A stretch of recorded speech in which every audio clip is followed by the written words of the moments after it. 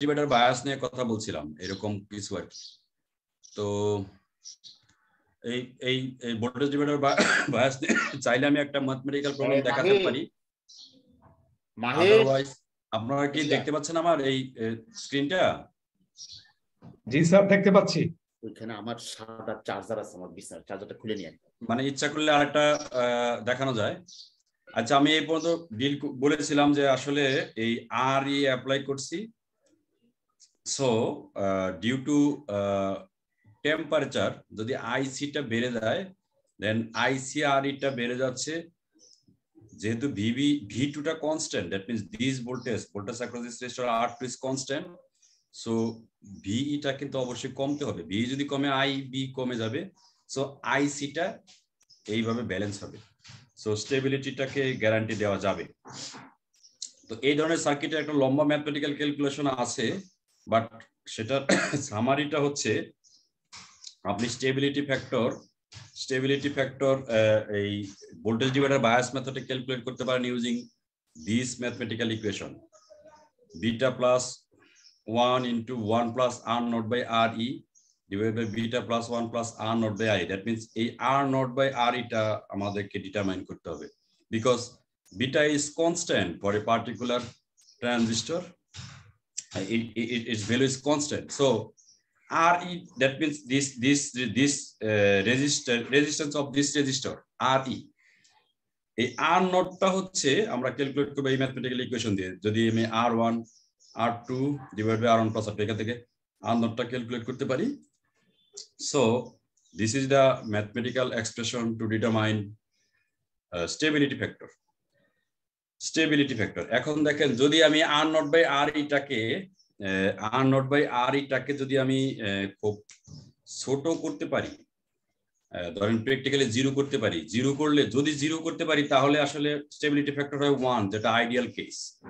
কিন্তু R naught by R এটাকে আসলে কখনোই আমরা 0 করতে পারবো না। মানে বা তার মানে R এটাকে অনেক বড় দিতে হবে, R naught টাকে অনেক ছোট হওয়া লাগবে। R net এর ভ্যালু একটা থাকবেই, কারণ আমাকে এই দুইটা রেজিস্টার ইউজ করতে হচ্ছে। সো প্র্যাকটিক্যাল অ্যাপ্লিকেশনে এই সার্কিটের এই ভোল্টেজ ডিভাইডার বায়াস মেথডের স্টেবিলিটি ফ্যাক্টর 10 এর আশপাশে এরকম রাখা খুবই পসিবল। আমরা এইখান থেকে আরেকটা ম্যাথমেটিক্যাল প্রবলেম করতে পারি। ভোল্টেজ ডিভাইডার বায়াস মেথডে আমরা কিভাবে অপারেটিং পয়েন্ট বের করতে পারি এবং ডিসি লোড লাইন ড্র করতে পারি। ডিসি লোড লাইন ড্র করার আসলে বেসিক ওয়ে খুবই সিম্পল। আমরা এই আউটপুট সাইডে লুপ ইকুয়েশন লিখতে পারি using Kirchhoff's voltage law. Say in this circuit this VCC will be equals to this voltage drop. That means you can say ICRC. This is actually collector resistance RC. Collector current যেটা flow করবে সেটাকে যদি আমি IC দ্বারা represent করি, then ICRC, and then this voltage is actually VCE, voltage drop across collector and emitter terminal, and this voltage is IERE, because this resistor is RE, current is IE. অবশ্য আমরা যখন approximate করি তখন এই আইটাকে আমরা আইসি হিসেবেও approximate করতে পারি, কারণ আই এবং আইসির ভ্যালু খুবই কাছাকাছি। সো আলটিমেটলি আমার এই কালেক্টর এমিটার ভোল্টেজ ভিসিটাকে আমি এই ম্যাথমেটিক্যাল ইকুয়েশন দিয়ে রিপ্রেজেন্ট করতে পারি, because VCC equals to IC RC plus VCE plus IE RE. So VCE equals to VCC minus IC RC minus IE RE. এই আইইটাকে আবার আমি যদি অ্যাপ্রক্সিমেট করি আইসি হিসাবে, তাহলে এই ইকুয়েশন আসে VC equals to VCC minus IC into RC plus RE. এই হচ্ছে আমার এই ইকুয়েশনটা। সো ডিসি লোড লাইন আমার দুইটা পয়েন্ট দরকার। একদম সিম্পলেস্ট অর ইজিয়েস্ট ওয়ে হচ্ছে আমি ভিসিটাকে 0 ধরলে আইসি কত সেটা বের করব। দ্যাট মিন্স ভিসি 0 আইসি কত এরকম একটা পয়েন্ট পাবো অন দিস ওয়াই এক্সিস। যদি আমি আইসিটাকে 0 ধরে ভিসি ক্যালকুলেট করি, আরেকটা পয়েন্ট পাবো এক্স এক্সিসের উপর। সো সেই দুইটা পয়েন্ট এই সার্কিটের ক্ষেত্রে যদি আমি ক্যালকুলেট করতে চাই, যদি আইসি ইকুয়ালস টু 0 ধরি, এই ইকুয়েশনে আইসি ইকুয়ালস টু 0, তাহলে এই পুরো টার্মটা 0। সুতরাং VC equals two simply VCC is 15 volt. So this is one point. VC equals to 15 volt, IC equals to 0. Another point, যদি BC টাকে 0 ধরি, then IC equals to BCC by RC plus RE. A mathematical equation 5 ampere. 5 ampere. So this is another point. This is BC equals to 0, IC equals to 5 ampere. So then we just need to join these 2 points. This purple color line is actually the DC load line. Okay. এখন আমি একটু আগে fixed বায়াসের ক্ষেত্রে বলেছি, যদি আমি এই ইকুয়েশনে মানে এই সার্কিটের ক্ষেত্রে অপারেটিং পয়েন্ট বের করতেছে, অপারেটিং পয়েন্ট মিন্স লোড লাইনের উপরে কোনো একটা পয়েন্ট, সেই পয়েন্টের অপারেটিং পয়েন্ট বের করতে গেলে আইসি ভ্যালু এবং বিসি ভ্যালুটা বের করতে হবে। বিসি ভ্যালুটা কত, আইসি ভ্যালুটা কত এই সার্কিটের ক্ষেত্রে।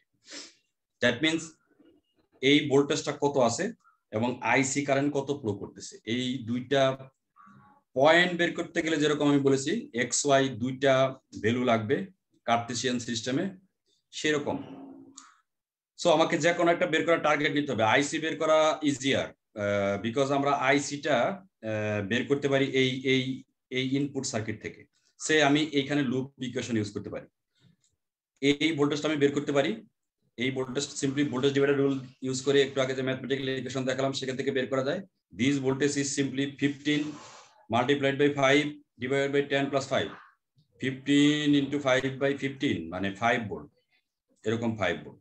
তাহলে এই ভোল্টেজ, এটার একটা ভোল্টেজ যেটাকে আমরা V2 দ্বারা রিপ্রেজেন্ট করতে পারি, that voltage is 5 volt.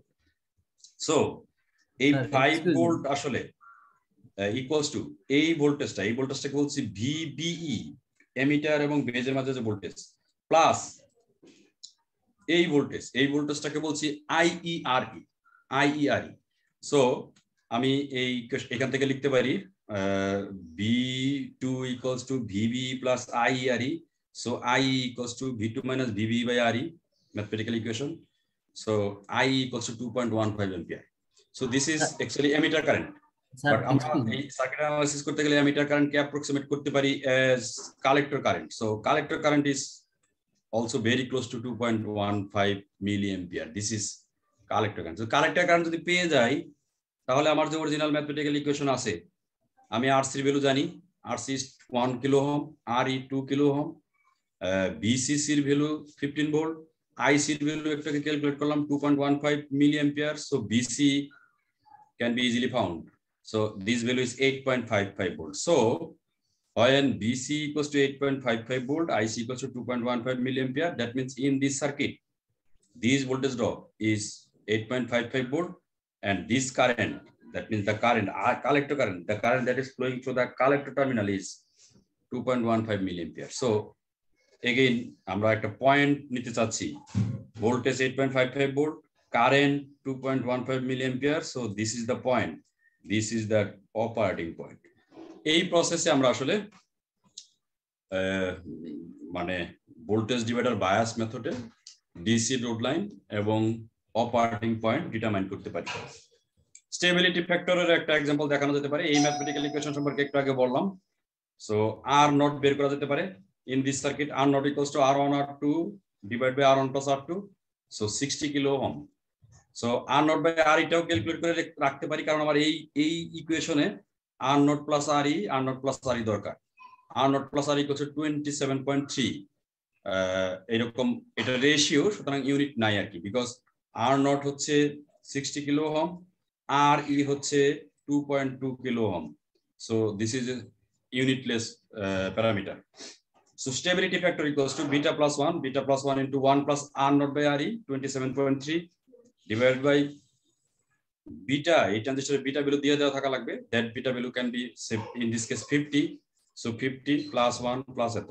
So stability factor is 18.4. This is quite good. আমরা বলি যে 25 এর চেয়ে কম হলে এটা ইটস ওকে। সো এতটুকু আসলে এই ভোল্টেজ বায়াসিং মেথড সম্পর্কে আমি বলতে চেয়েছিলাম।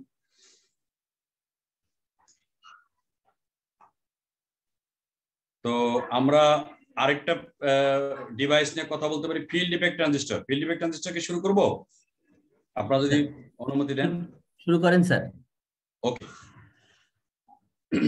এই ফিল্ড ইফেক্ট ট্রানজিস্টরের কনস্ট্রাকশন ওয়ার্কিং প্রিন্সিপল এইসব নিয়ে কথা বলতে চাচ্ছি। So field effect transistor is also a 3 terminal device. এটার 3টা টার্মিনাল থাকে। বিজেটি যেটাকে আমরা বাইপোলার জাংশন ট্রানজিস্টর বলি। বাইপোলার জাংশন ট্রানজিস্টর মানে এই আমরা কিন্তু একটু আগেই বিজেটি নিয়ে কথা বলছিলাম। এখানে কিন্তু কারেন্ট যেটা ফ্লো করে দ্যাট কারেন্ট আসলে majority charge carrier minority charge carrier দুইটার কম্বিনেশনেই ফ্লো করে। দ্যাট মিন্স আমরা দুই ধরনের charge carrier, positive charge carrier, negative charge carrier, say electrons এবং হোল দুটার মুভমেন্টের জন্য কারেন্ট পায়। সো সেটাকে বাইপোলার জাংশন ট্রানজিস্টর বলা হয়। কিন্তু ফিল্ড ইফেক্ট ট্রানজিস্টরে আসলে যে কোনো একটা charge carrier either electron or hole, যেমন আমরা একটু পরে দেখব field effect transistor N channel হতে পারে, পি চ্যানেল হতে পারে। সো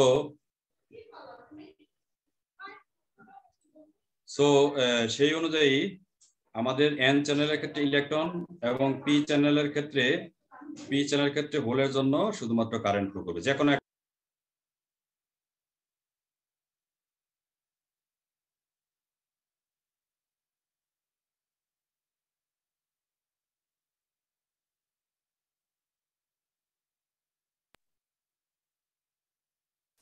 ওকে ওকে সো আমরা যদি কনস্ট্রাকশনটা দেখি, আমরা একটু আগে বললাম দুই ধরনের আছে, P channel, N channel, JFET junction field effect transistor.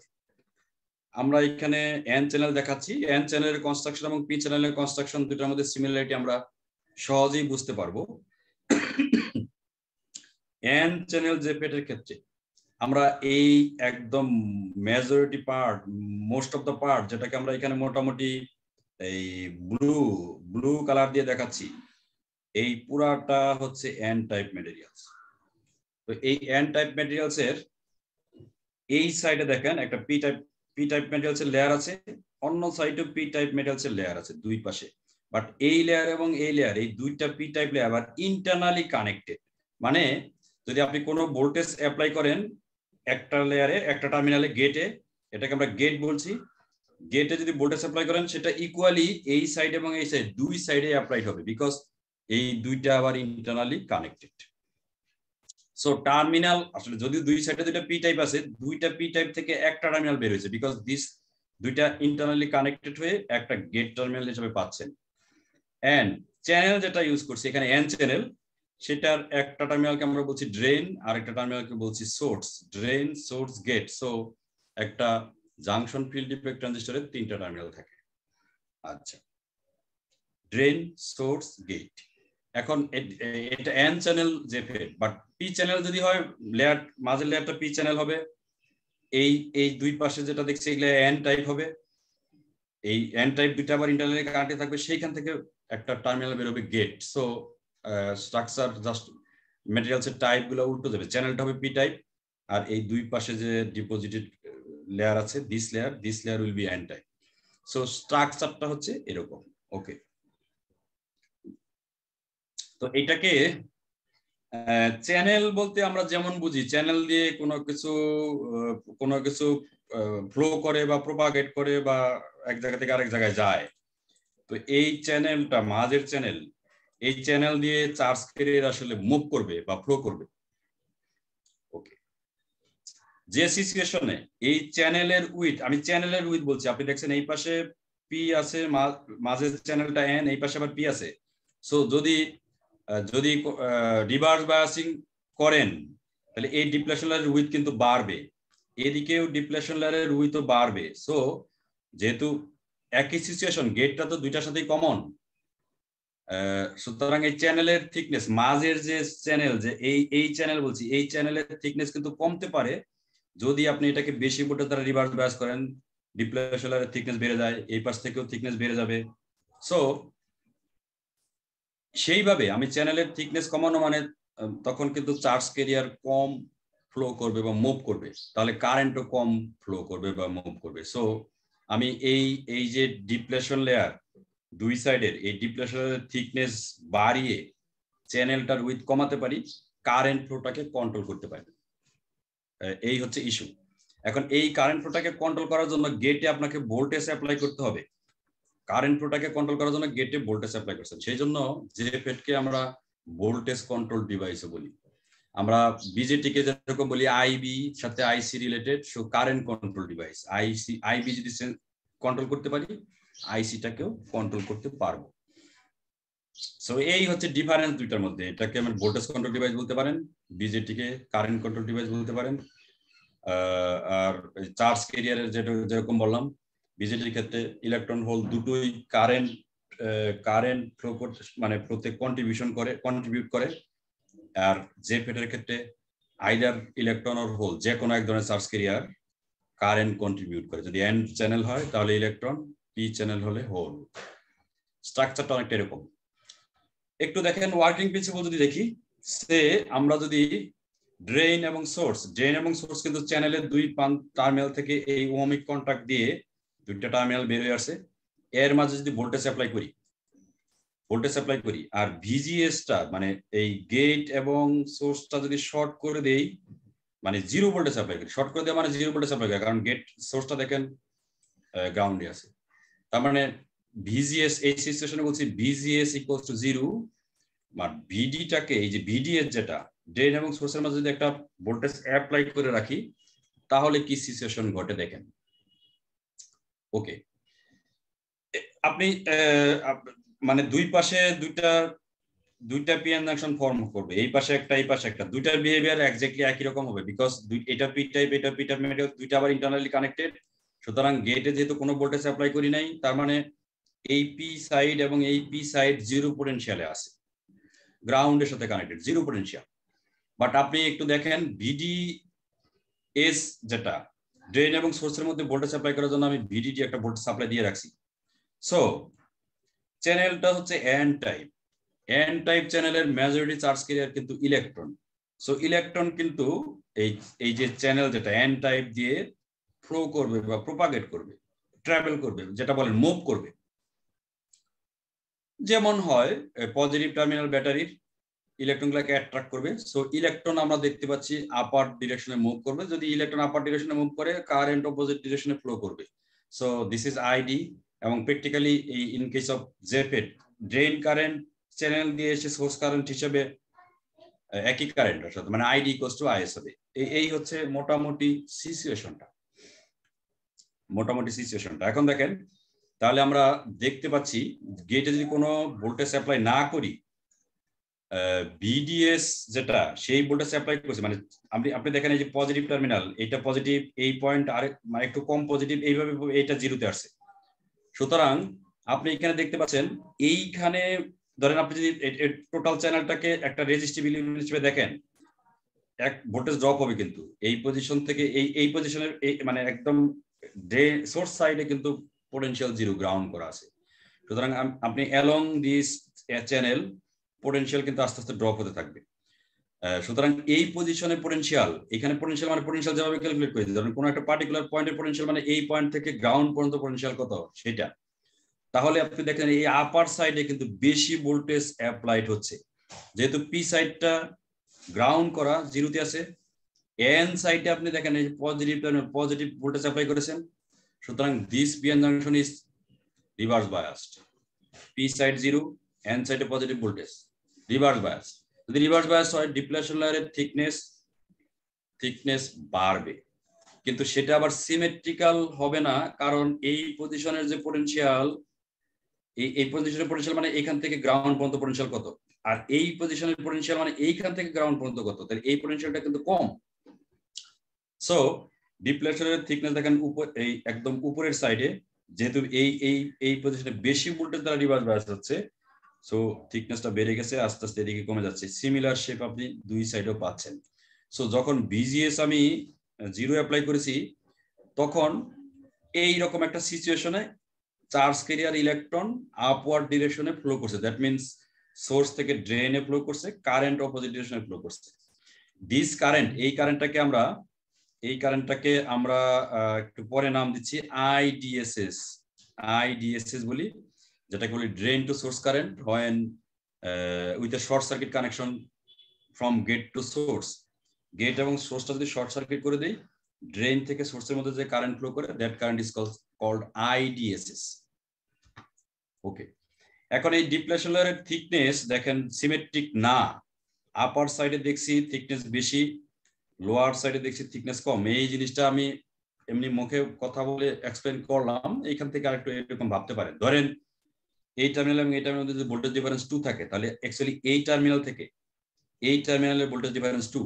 আপনি যদি ধরেন এটাকে রেজিস্টিভ কম্পোনেন্ট হিসেবে কনসিডার করেন, যেহেতু সেমিকন্ডাক্টর ম্যাটেরিয়াল তার তো রেজিস্ট্যান্স আছে, সো এইখানে ড্রপ হবে একটু নিচের সাইডে, একটু লোয়ার সাইডে। এই পজিশন থেকে যদি দেখেন, হয়তো this voltage is 1.5 volt, this voltage is 1 volt, this voltage is 0.5 volt. এখানে ডিসক্রিট হিসেবে দেখানো হয়েছে, বাট এই ভোল্টেজটা আসলে কন্টিনিউয়াসলি ভেরি করবে। এই আপনি উপর থেকে যত ডাউনওয়ার্ড ডিরেকশন আসবেন, পোটেনশিয়াল আস্তে আস্তে কমতে থাকবে, কমে লাস্টে গিয়ে 0। সো ডিপ্লেশন লেয়ারের থিকনেসও কিন্তু এভাবে ভেরি করবে। So this is the construction of JFET. এবার দেখেন, আমি এতক্ষণ যেটা বললাম, ভিজিএসটাকে 0-তে রেখেছি। This circuit VGS equals to 0, gate এবং সোর্স শর্ট করে রেখেছি, ড্রেন এবং সোর্সের মাঝে একটা ভোল্টেজ অ্যাপ্লাই করেছি। সো চ্যানেল কিন্তু এই মুহূর্তে এক্সিস্ট করছে, যেহেতু এখানে আমি বায়াসিং করেছি, ভোল্টেজ অ্যাপ্লাই করেছি। ইলেকট্রন কিন্তু ফর দিস এন চ্যানেল জেফের আপওয়ার্ড ডিরেকশনে মুভ করছে, সো কারেন্ট অপোজিট ডিরেকশনে ফ্লো করছে। এই কারেন্টটাকে আমরা আপাতত এটাকে আমরা বলি এই ডিভাইসের ক্ষেত্রে ম্যাক্সিমাম কারেন্ট। যখন ভিজিএস ইকুয়ালস টু 0, তখন চ্যানেলের থিকনেস বা চ্যানেলের উইথ কিন্তু বেশি। চ্যানেলের কথা বলছি আমি, ডিপ্লেশন লেয়ার না, চ্যানেলের। ডিপ্লেশন লেয়ারের থিকনেস আসলে তখন একটু কম। ওকে, এখন যদি আমি গেট এবং সোর্সের মধ্যে আরেক নেগেটিভ কোনো ভোল্টেজ অ্যাপ্লাই করি, দ্যাট মিনস এইটা কিন্তু গেট এবং সোর্সের মধ্যে যখন 0 ভোল্টেজ ছিল, তখন অলরেডি এই যে পিএন জাংশন, এই P side P type layer আর চ্যানেলের মাঝে যে জাংশন, এটা কিন্তু অলরেডি রিভার্স বায়াস ছিল। এখন আমি আরো পিতে নেগেটিভ ভোল্টেজ অ্যাপ্লাই করছি, তাহলে এটা আরো বেশি ভোল্টেজ দ্বারা নেগেটিভ বায়াসড হচ্ছে। দ্যাট মিনস এই ডিপ্লেশন লেয়ারের থিকনেস কিন্তু আরো বাড়বে, এবং সিমেট্রিক তো হবে না, কারণ উপরের দিকে ভোল্টেজ বেশি আছে, নিচের দিকে কম আছে। সো এই থিকনেস আরো বাড়বে, মানে চ্যানেলের উইথ কিন্তু আস্তে আস্তে কমবে। চ্যানেলের উইথ কমা মানে হচ্ছে ইলেকট্রন ফ্লো করতে সে বেশি রেজিস্ট্যান্স পাবে, কারেন্টও কম ফ্লো করবে। সো যদি ভিজিএস ইকুয়ালস টু 0 হয়, তাহলে আপনি যদি এই ভিজিএস বাড়াতে থাকেন, প্রথমে অনেকটা ওহমিক ক্যারেক্টারিস্টিক্স লিনিয়ারলি বেড়ে স্যাচুরেশনে গিয়ে একটা ফিক্সড কারেন্ট ফ্লো করতে থাকে। এখন আপনি যদি গেট এবং সোর্সের মাঝে নেগেটিভ ভোল্টেজ অ্যাপ্লাই করে এই যে পিএন জাংশন এই পাশে এবং এই পাশে দুটোকে আরো বেশি ভোল্টেজ দ্বারা রিভার্স বায়াস করেন, ডিপ্লেশন লেয়ার কিন্তু উইথ কিন্তু আরেকটু বাড়বে। যদি এই ডিপ্লেশন লেয়ার এবং এই ডিপ্লেশন লেয়ারের উইথ আরেকটু বাড়ে, চ্যানেলের থিকনেস কিন্তু আরেকটু কমবে, সুতরাং চার্জ ক্যারিয়ার কে মানে বেশি অপোস্ট হবে, সো কারেন্ট কিন্তু কম ফ্লো করবে। সুতরাং ভিজি ইকুয়ালস টু 0 জন্য এরকম কার পাচ্ছেন, -1 -2 এরকম সিচুয়েশন আসতেছে। তার মানে আমরা দেখতে পাচ্ছি গেট এবং সোর্সের মাঝে যদি নেগেটিভ পোটেনশিয়াল অ্যাপ্লাই করি, দেন কারেন্ট ফ্লো আস্তে আস্তে কমতে থাকবে। ওকে, সো এখান থেকে একটা কোশ্চেন আসে, এভাবে আমরা কনসিডার করতে পারি, তাহলে এমন ভোল্টেজ নিশ্চয়ই আছে, যেহেতু আমরা এখানে নেগেটিভ ভোল্টেজ অ্যাপ্লাই করে এই জাংশনটাকে মোর ভোল্টেজে রিভার্স বায়াস করছি, ডিপ্লেশন লেয়ারের থিকনেস আস্তে আস্তে বাড়ছে, তো এমন একটা ভোল্টেজ এখানে থাকতে পারে যে ভোল্টেজের জন্য আসলে এই ডিপ্লেশন লেয়ার মানে টাচ করবে, মাঝের চ্যানেল বলতে আর কিছু থাকবে না। ইন দ্যাট সিচুয়েশন কোনো কারেন্ট ফ্লো করতে পারবে না, কারণ আমরা জানি ডিপ্লেশন লেয়ার, এটাকে ডিপ্লেশন লেয়ার বলাই হয় এই জন্য এখানে কোনো চার্জ ক্যারিয়ার থাকে না, চার্জ ক্যারিয়ার ঢুকতেও পারে না। সেই ভোল্টেজটাকে আমরা বলছি পিঞ্চ অফ ভোল্টেজ। একটা সার্টেন ভোল্টেজ, যে ভোল্টেজের জন্য এই ডিপ্লেশন লেয়ার জাস্ট টাচ করবে, মানে মাঝখানে কোনো চ্যানেল থাকবে না, কোনো কারেন্ট ফ্লো করতে পারবে না, সেটাকে বলতেছি পিঞ্চ অফ ভোল্টেজ, এবং সেটাকে ভিপি দ্বারা রিপ্রেজেন্ট করি। VGS equals to VP. অবশ্য আমরা এন চ্যানেলের ক্ষেত্রে এটা নেগেটিভ ভোল্টেজ হবে, পি চ্যানেলের ক্ষেত্রে কিন্তু এই ভোল্টেজের পোলারিটি উল্টা অ্যাপ্লাই করতে হবে। যদি আপনি এই চ্যানেলের ভিতর দিয়ে কারেন্টটাকে কন্ট্রোল করতে চান, অ্যাকর্ডিংলি আপনাকে ভোল্টেজ অ্যাপ্লাই করতে হবে। এই ভোল্টেজ হবে পজিটিভ, এই ভোল্টেজেরও পোলারিটি চেঞ্জ করতে হবে।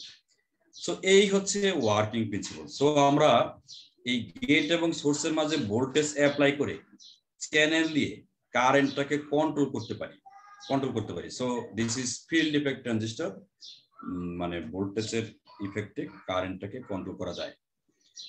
আপাতত আমি এতটুকু বলতে চাচ্ছি এই কনস্ট্রাকশন ওয়ার্কিং প্রিন্সিপল সম্পর্কে।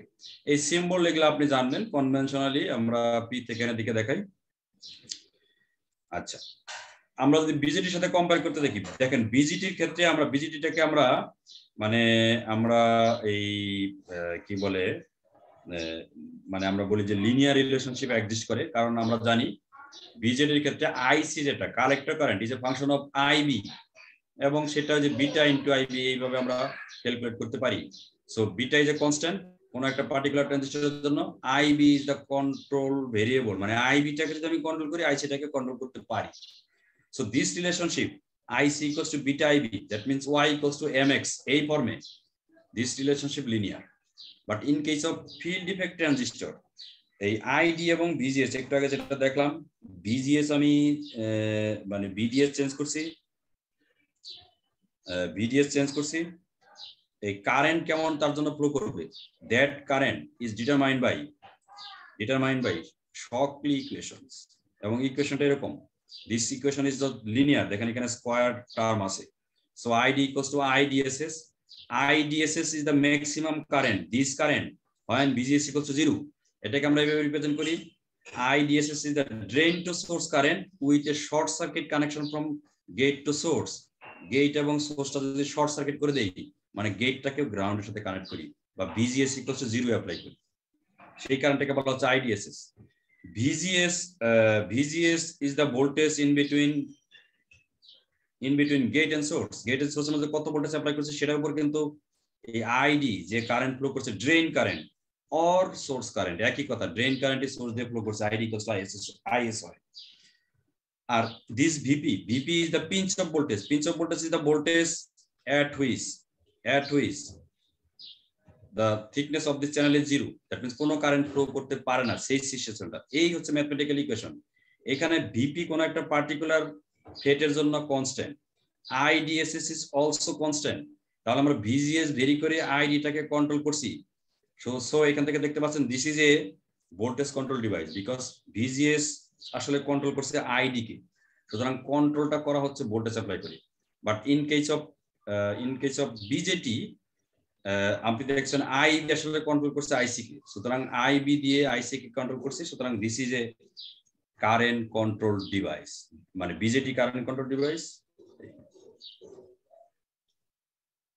ওকে, সো আমরা যে ফেটের ক্ষেত্রে বা ফিল্ড ইফেক্ট ট্রানজিস্টরের ক্ষেত্রে এই যদি হয় আমার output characteristics, this is VDS, this is ID, কেমন কারেন্ট ফ্লো করছে, VGS ভিন্ন ভিন্ন ভ্যালুর জন্য, যখন VGS equals to 0 ভোল্ট তখন আসলে ম্যাক্সিমাম কারেন্ট ফ্লো করছে, that current is called IDSS. This is a constant for a particular JFET. So this current is actually the current that is flowing from drain to source with gate and source short circuited, মানে VGS equals to 0. Okay, যদি আমি VGS এ আরো negative করি, that means PN junction দুই পাশে যে দুইটা আছে দুইটাকে আরো বেশি ভোল্টেজ দ্বারা রিভার্স বায়াস করি, চ্যানেলের উইথ কমে যাবে, কারেন্ট ফ্লো করবে কম, কারণ চার্জ ক্যারিয়ার মুভ করবে কম। ওকে, সো এইখান থেকে আমরা ট্রান্সফার ক্যারেক্টারিস্টিক্স ক্যালকুলেট করতে পারি। ট্রান্সফার ক্যারেক্টারিস্টিক্স হচ্ছে VGS এর সাথে ID কিভাবে ভেরি করে, VGS এর সাথে ID কিভাবে ভেরি করে, দিস কার্ভ ইজ VDS এর সাথে ID কেমনে ভেরি করে। এখন দেখতে পাচ্ছেন যদি VGS equals to VP হয়, -4 ভোল্ট মানে 0 ভোল্ট, -1 ভোল্ট, -3, -4 কমছে, একটা সার্টেন ভোল্টেজ আছে যার জন্য this current is 0, that voltage is called pinch off voltage VP. So VP এর জন্য যখন এই ভোল্টেজটা VGS equals to VP সমান হবে তখন কারেন্ট 0, এবং VP ইজ নেগেটিভ ভোল্টেজ। আমরা এখানে N চ্যানেল জেফেটের কথা বলছি, N চ্যানেলের ক্ষেত্রে VPটা নেগেটিভ, P চ্যানেলের ক্ষেত্রে কিন্তু পজিটিভ।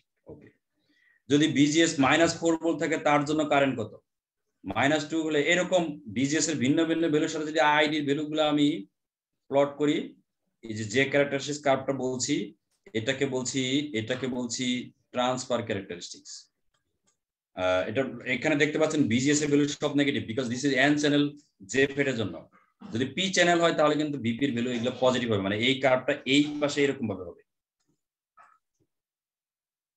ওকে, এখন প্র্যাকটিক্যালি আমরা আসলে এই যদি আইভি কার্ভ থাকলে তো সেখান থেকে বের করতে পারি, ম্যাথমেটিক্যালি আমরা ট্রান্সফার ক্যারেক্টারিস্টিক কার্ভ প্লট করতে পারি।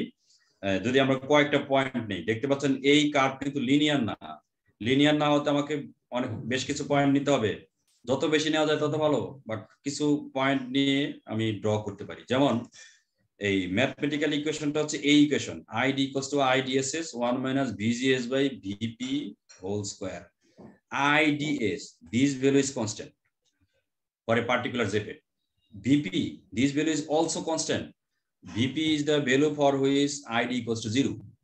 এখন তাহলে BGS এর ভ্যালু যদি আপনি বসান 0, ID একটা পাবেন, 1 ভোল্ট বসালে পাবেন, 2 ভোল্ট বসালে পাবেন। ইনফ্যাক্ট BGS মাইনাস ভ্যালু থাকে যদি n চ্যানেল হয়, p চ্যানেল পজিটিভ, p চ্যানেলের ক্ষেত্রে পজিটিভ, দেন ভিন্ন ভিন্ন BGS এর জন্য ID ভ্যালু পাবেন। সো এইভাবে কার্ভ আপনি প্লট করতে পারেন। তো এইখানে এই যে এরকম একটা প্রবলেম এখানে দেওয়া আছে, ম্যাথমেটিক্যালি আপনি এরকম কয়েকটা পয়েন্ট খুব ইজিলি ক্যালকুলেট করতে পারেন।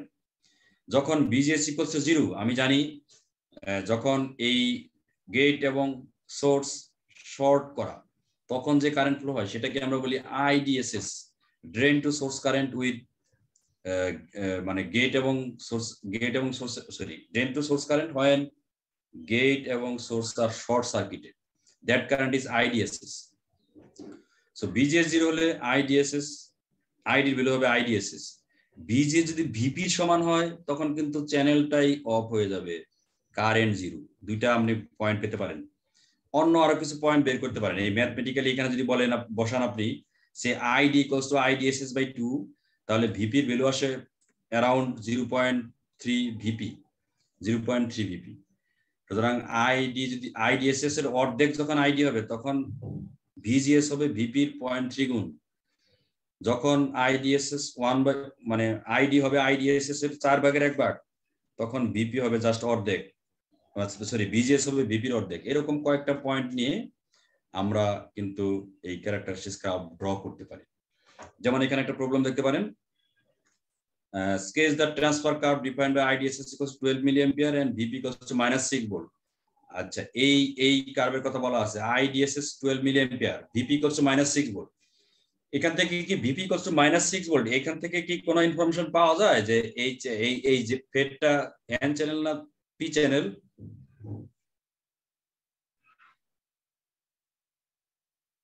হ্যালো, আপনারা কি শুনছেন আমার কথা? শুনতে পাচ্ছেন?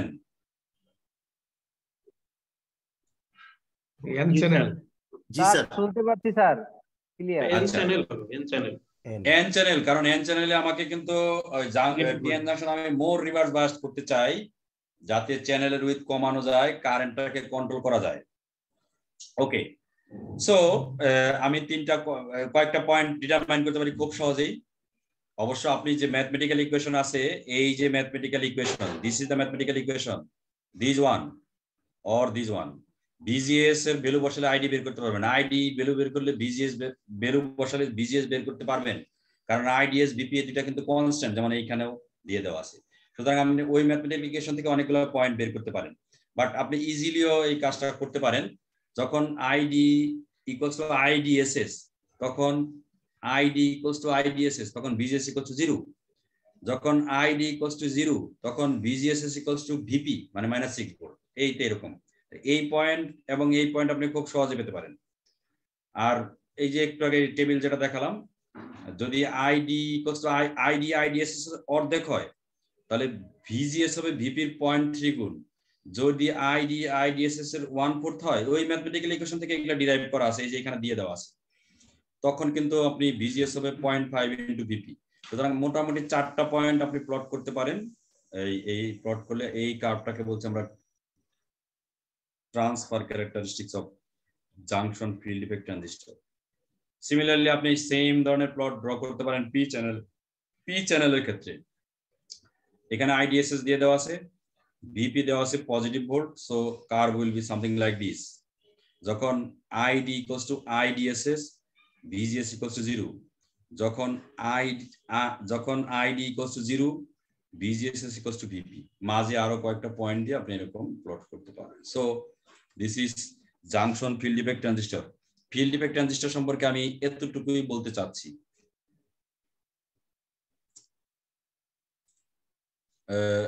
মোটামুটি কি আপনারা আমার কথা বুঝতে পারছেন তো নাকি? স্যার ঠিক আছে স্যার। ওকে স্যার, ওকে জি স্যার, স্যার, জি স্যার, ওকে জি স্যার। ওকে, নেক্সট টপিক ছিল অপারেশনাল অ্যাম্প্লিফায়ার।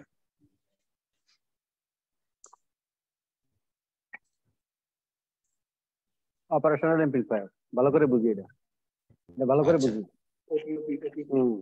ভালো করে কি বললেন? স্যার ভালো করে বুঝিয়ে নিয়ে এটা। আচ্ছা, অপারেশনাল অ্যাম্প্লিফায়ার, এখানে অপারেশন বলতে ম্যাথমেটিক্যাল অপারেশন বোঝাচ্ছি, সে এডিশন, সাবট্রাকশন, ইন্টিগ্রেশন, ডিফারেন্সিয়েশন, এই জাতীয় অপারেশন। আমরা এমন কোন অ্যাম্প্লিফায়ার সার্কিট নিয়ে কথা বলতে চাচ্ছি যে সার্কিট বা অ্যাম্প্লিফায়ার ইউজ করে আমরা ম্যাথমেটিক্যাল অপারেশন করতে পারি। ওকে, সো একটা অপারেশনাল অ্যাম্প্লিফায়ারের আসলে একদম বেসিক বা কি কম্পোনেন্ট হচ্ছে একটা ডিফারেন্সিয়াল অ্যাম্প্লিফায়ার। ডিফারেন্সিয়াল অ্যাম্প্লিফায়ার যেমন হয়, ইনপুটের দেখেন দুইটা টার্মিনাল আছে, দুইটা ইনপুট আছে, দুইটা ইনপুটে আপনি যে ভোল্টেজ অ্যাপ্লাই করবেন তার ডিফারেন্স আসলে সে অ্যাম্প্লিফাই করবে। যেমন এই টার্মিনালে যদি আপনি V1 ভোল্টেজ অ্যাপ্লাই করেন, এই টার্মিনালে V2 অ্যাপ্লাই করেন, দেন ডিফারেন্স V2 মাইনাস V1 যেটা বা V1 মাইনাস V2 সেটা ইনপুট ভোল্টেজ হিসেবে কাউন্ট হবে এবং আউটপুটে দুইটা ডিফারেন্সটা পাবেন। তো এরপরে আরো কিছু স্টেজ থাকে, এই গেইন বাড়ানোর জন্য আরো কিছু স্টেজ ইউজ করা হয়। লাস্টে আরেকটা ক্লাস বি পুশ পুল এমিটার ফলোয়ার ইউজ করা হয়। এই পার্টের কাজ আসলে হচ্ছে মানে গেইন আরো বাড়ানো।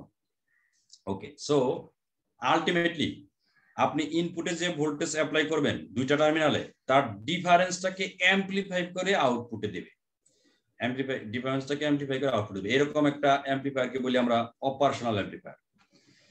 তো অপারেশনাল অ্যাম্প্লিফায়ার কিছু ক্যারেক্টারিস্টিক্স আছে, সেগুলো আপনারা জানবেন।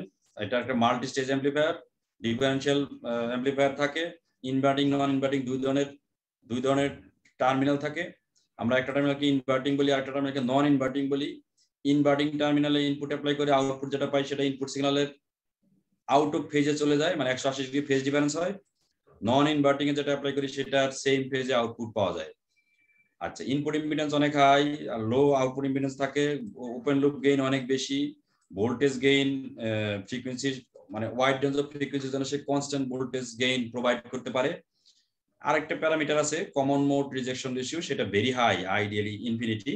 এগুলা কি জিনিস আমরা ধীরে ধীরে একটু আলোচনা করব। সো অপারেশনাল অ্যাম্প্লিফায়ারের কনস্ট্রাকশন আসলে অনেকটা এরকম, আমরা সিম্বল দিয়ে এরকম ভাবে রিপ্রেজেন্ট করি। একটা ইনপুট বলছি নেগেটিভ দিয়ে সাইন দিয়ে রিপ্রেজেন্ট করছি, this input terminal is called inverting amplifier. আর একটা হচ্ছে non inverting amplifier. That means inverting amplifier যদি আপনি ইনপুট অ্যাপ্লাই করেন, আউটপুট যেটা পাবেন সেটাকে ইনভার্ট করে দিবে, মানে ফেজ ডিফারেন্স ক্রিয়েট হবে 180 ডিগ্রি। ঠিক আছে, বুঝতে পারছেন? আর যদি আপনি নন ইনভার্টিং অ্যাপ্লাই করেন তাহলে কিন্তু সেম ফেজে আউটপুট পাবেন। ওকে, যেহেতু এটা একটা অ্যাম্প্লিফায়ার, যে কোনো অ্যাম্প্লিফায়ার আপনি এসি সিগন্যাল অ্যাপ্লাই করবেন সেটাকে কিন্তু অ্যাম্প্লিফাই করে দিবে। যে কোনো অ্যাম্প্লিফায়ার যখন ইনপুট সিগন্যালকে অ্যাম্প্লিফাই করে মানে যদি আউটপুট পাওয়ার যদি বেশি হয়, সেই পাওয়ারটা আপনাকে সাপ্লাই তো সামহাও দিতে হবে, সেটার জন্য ডিসি পাওয়ার সাপ্লাই দেওয়া হয়। এবং তার জন্য আরো দুইটা টার্মিনাল আছে, একটাকে বলি প্লাস ভি আর একটা মাইনাস ভি। এই প্লাস মাইনাস 15 ভোল্ট এই ডিসি সাপ্লাই দিতে হয়। আর আউটপুট আমরা এরকম ভাবে নিয়ে থাকি, আমার ঠিক মনে নেই, তবে আউটপুট মনে হয় পিন যদি দেখেন অপএম্পের পিন, অপএম্প সার্কিটে ল্যাবে ইউজ করেন আপনারা নিশ্চয়ই, মনে হয় 6 নম্বর পিন মনে হয় এটা, 2 নম্বর পিন হয় ইনভার্টিং, নন ইনভার্টিং মনে নাই। ওকে, সো এই হচ্ছে আমার অপএম্পের সিম্বল। অনেক সময় এই যে সাপ্লাই ডিসি সাপ্লাই যেটা দিচ্ছি প্লাস মাইনাস 15 ভোল্ট বা প্লাস মাইনাস 12 ভোল্ট, সেটা অনেক সময় দেখানো হয় না। সো এইটা হচ্ছে আমার একটা অপারেশনাল অ্যাম্প্লিফায়ারের বেসিক সিম্বল, যেখানে টার্মিনাল নাম্বার 1টাকে বলছি আমি নন ইনভার্টিং ইনপুট টার্মিনাল। এই টার্মিনালে ইনপুট অ্যাপ্লাই করলে আউটপুট সেম ফেজে থাকবে, মানে কোনো ইনভার্ট হবে না। এটা হলো নন ইনভার্টিং। এই হচ্ছে মোটামুটি ইস্যু। এখন যেহেতু হ্যাঁ, বলবেন কিছু? স্যার বলছি যে এই যদি ফেজ চেঞ্জ হয় তাহলে কি সুবিধা অসুবিধা এরকম কোনো কিছু আছে? হ্যাঁ, সুবিধা অসুবিধা আছে, এই ডিভাইসটা এইভাবে কাজ করে। এখন সুবিধা, আপনি যে অ্যাপ্লিকেশন ইউজ করবেন সেই অ্যাপ্লিকেশন সার্ভ করলে সুবিধা, বুঝেন নাই? স্যার ওই যে কমন ইমিটার সার্কিট যেটা, সে তো ফেজ চেঞ্জ করে, তাহলে ওখানে কি ক্যারেক্টারিস্টিক্স আছে? আমি এই সবগুলা স্ট্রাকচার সম্পর্কে আমি বিস্তারিত এই মুহূর্তে বলতে পারবো না।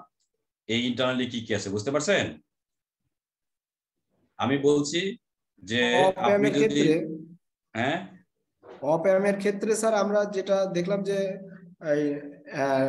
ইনভার্ট যেটা করতেছে সেটা হচ্ছে নেগেটিভ টার্মিনাল থেকে, কিন্তু কমন ইমিটার সার্কিটের ওর নিজস্ব তো স্যার ফেজ চেঞ্জ করে। হ্যাঁ, সবকিছু ইনক্লুড করেই ডিভাইসটা এই কাজ করবে।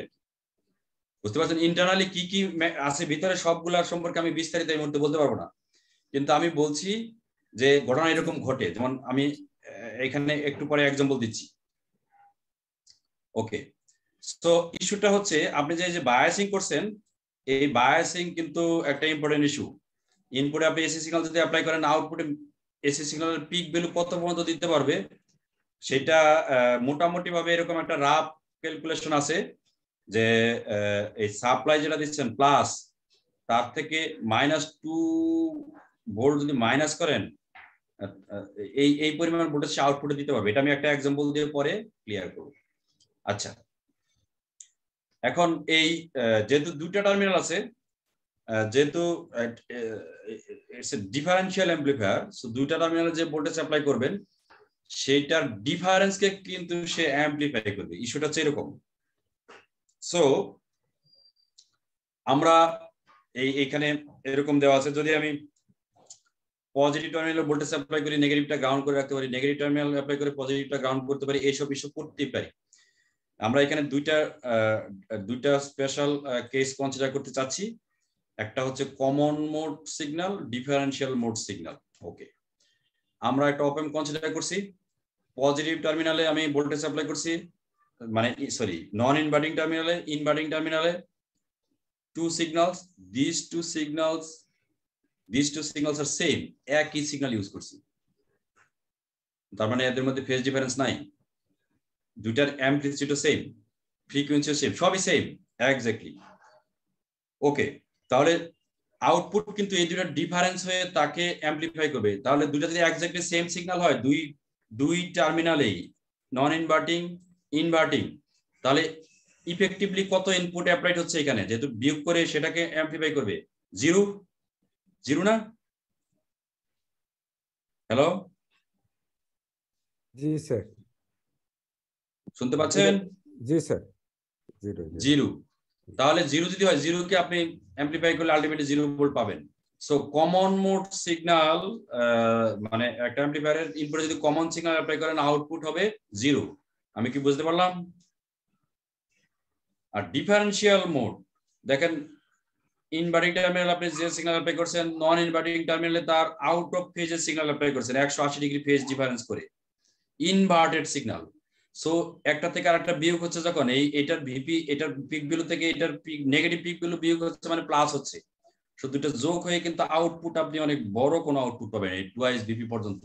যদি গেইন ইভেন 1ও হয়, তাহলেও আউটপুট পাবেন মানে টুয়াইস ভিপি পিক সিগন্যাল। এই দুই ধরনের কনফিগারেশন, একটাকে বলি কমন মোড সিগন্যাল, আরেকটাকে বলি ডিফারেন্সিয়াল মোড সিগন্যাল। ওকে, এখন যে কোনো অপারেশনাল অ্যামপ্লিফায়ারের কমন মোড সিগন্যাল, মানে সরি কমন মোড সিগন্যাল যদি অ্যাপ্লাই করি, নন ইনভার্টিং ইনভার্টিং দুটোতেই সেম সিগন্যাল, আউটপুট আসা উচিত 0, তাই না? এরকম তো ইস্যু। ওকে, হ্যালো, আপনারা কি শুনছেন? শুনছি স্যার। জিরোটা হলো যে এটা কি বুঝি নাই? বুঝিনি। জিরো ব্যাপারটা স্যার আরেকবার একটু বলেন।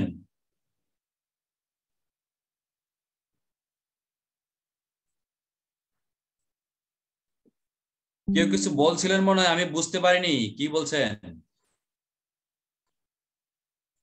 ইমামউদ্দিন স্যার বলতেছেন।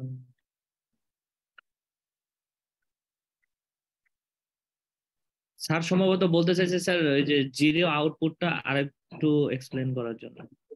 আচ্ছা আচ্ছা, আমরা কিন্তু বলছি অপারেশনাল অ্যামপ্লিফায়ারের একদম ফার্স্ট স্টেজ হচ্ছে একটা ডিফারেনশিয়াল এমপ্লিফায়ার। ডিফারেনশিয়াল এমপ্লিফায়ার মানে হচ্ছে ইনপুটের নন ইনভার্টিং ইনভার্টিং দুইটা মিলে যে সিগন্যাল অ্যাপ্লাই করবেন তার ডিফারেন্স মানে একটা থেকে একটা বিয়োগ করলে যা পাওয়া যায় তাকে অ্যাম্প্লিফাই করবে। এখন আমি নন ইনভার্টিং ইনভার্টিং দুটোতেই সেম সিগন্যাল অ্যাপ্লাই করেছি, এই সিগন্যাল এক্স্যাক্টলি সেম সিগন্যাল, একটা থেকে একটা বিয়োগ করলে রেজাল্ট থাকবে জিরো, জিরোকে অ্যাম্প্লিফাই করলে আউটপুট জিরোই পাবেন। সো আমরা বলতে পারি এই কমন মোড সিগন্যাল যখন অ্যাপ্লাই করি আউটপুট যেহেতু জিরো, এটাকে আমরা এইভাবে এক্সপ্লেন করি common mode gain. Common mode gain আসলে জিরো। হ্যাঁ বই নেন।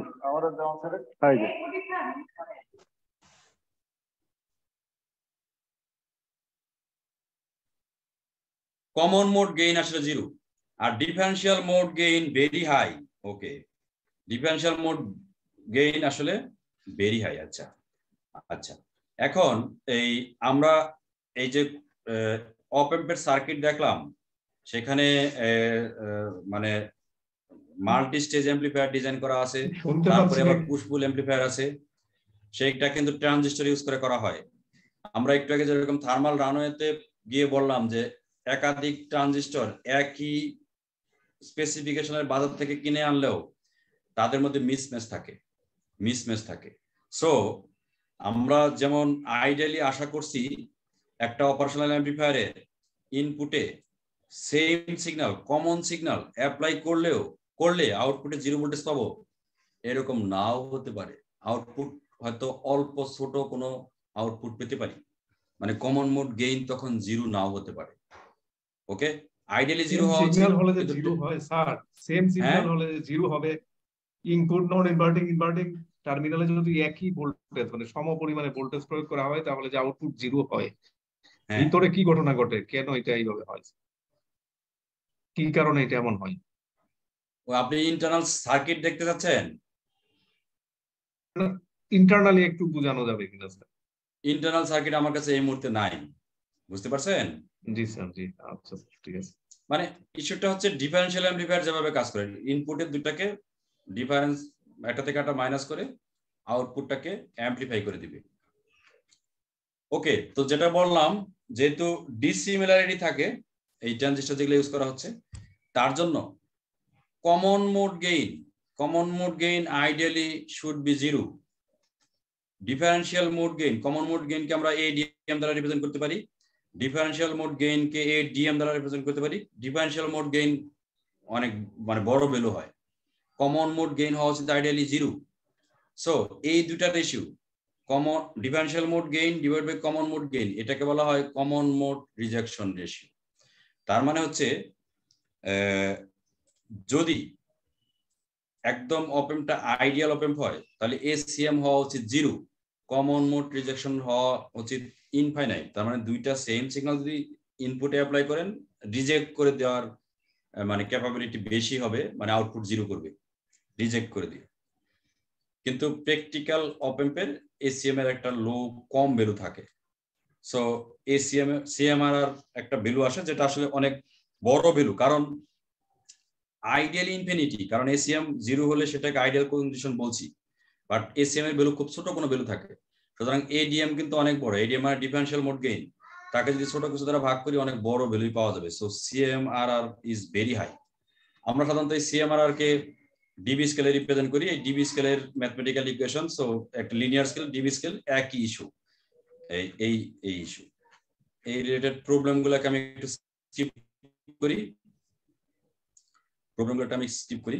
আচ্ছা দেখেন, এই অপারেশনাল অ্যাম্প্লিফায়ারের ক্ষেত্রে আমরা বললাম যে যে ট্রানজিস্টর ইউজ করা হয় সেগুলোর মধ্যে কিন্তু মিসম্যাচ থাকতে পারে, ট্রানজিস্টরগুলো পারফেক্টলি ম্যাচড নাও হতে পারে। সো সেই সিচুয়েশনে আমরা যেরকম কমন মোড গেইনটাকে এক্সপ্লেন করলাম, সেটার জন্য বললাম যে মিসম্যাচিং এর জন্য আউটপুট জিরো হওয়ার কথা, কিন্তু আউটপুট জিরো হচ্ছে না। সো সেই মিসম্যাচিং এর জন্য অপারেশনাল অ্যাম্প্লিফায়ারের ক্ষেত্রে আসলে আরো দুইটা প্যারামিটার আমরা ডিফাইন করতে পারি।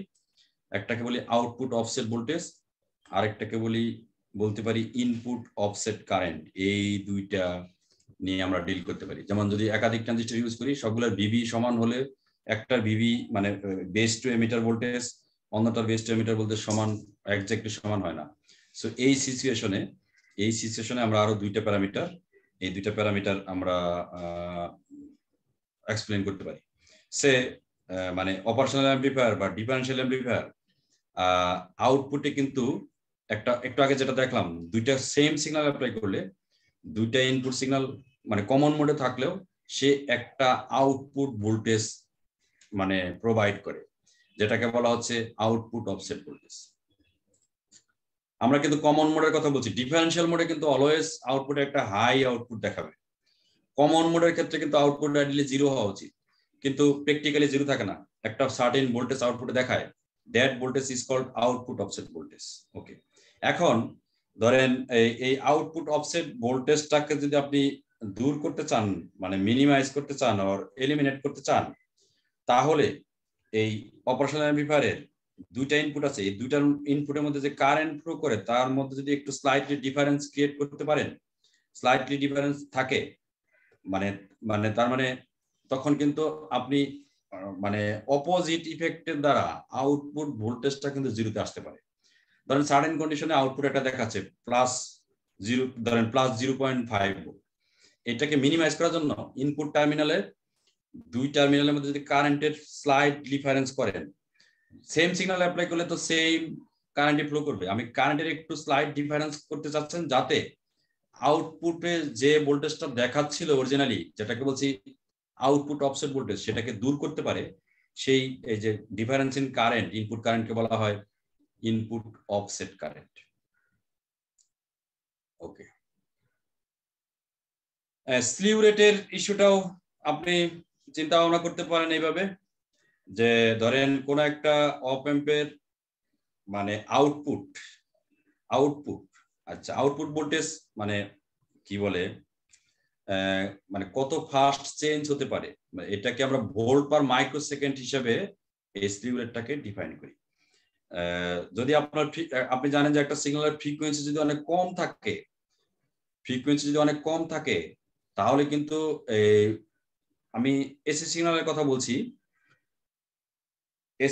কথা বলছি, ধরেন 0 থেকে ম্যাক্সিমাম পিকে যাবে, আবার 0-তে আসবে, আবার নেগেটিভ পিকে যাবে। 0 থেকে ম্যাক্সিমাম পিকে যেতে কিন্তু বেশি সময় পায়। সুতরাং সেখানে কিন্তু মানে একটা ধরেন দুই কাছে সেম ভোল্টেজে যাইতে হবে, হাই ফ্রিকোয়েন্সি লো ফ্রিকোয়েন্সির ক্ষেত্রে ম্যাক্সিমাম পিকে যাইতে সময় বেশি, হাই ফ্রিকোয়েন্সিতে ম্যাক্সিমাম পিকে যেতে সময় কম। সো এই ভোল্ট পার মাইক্রোসেকেন্ডে কত ভোল্টেজের চেঞ্জ হচ্ছে আউটপুটে, কত চেঞ্জ আউটপুট, এই রেটটাকে বলা হয় স্লিউ রেট।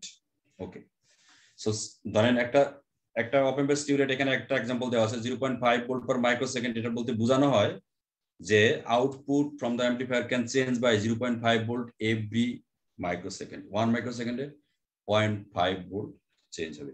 যেহেতু আপনি ধরেন 0.5 ভোল্ট পার মাইক্রোসেকেন্ড যদি স্লিউ রেট হয়, তাহলে 1 মাইক্রোসেকেন্ডে 0.5 ভোল্টের সাথে বেশি চেঞ্জ করতে পারবেন না। সুতরাং এই অপ অ্যাম্প ইউজ করে কিন্তু আপনি একটা সার্টেন ফ্রিকোয়েন্সির সিগন্যালকে নিয়ে ডিল করতে পারবেন, তার সাথে বেশি ফ্রিকোয়েন্সি সিগন্যাল নিয়ে ডিল করা যাবে না। এবং সেই ম্যাক্সিমাম ফ্রিকোয়েন্সি বের করার জন্য একটা ম্যাথমেটিক্যাল ইকুয়েশন আছে, slew rate by twice pi into VP, এই ইকুয়েশন দ্বারা বের করা যায়। এই স্লিউ রেটের প্রবলেম এখানে দেখানোর দরকার নাই, বাস জাস্ট সিম্পল ইকুয়েশন দিয়ে ক্যালকুলেট করা যায়।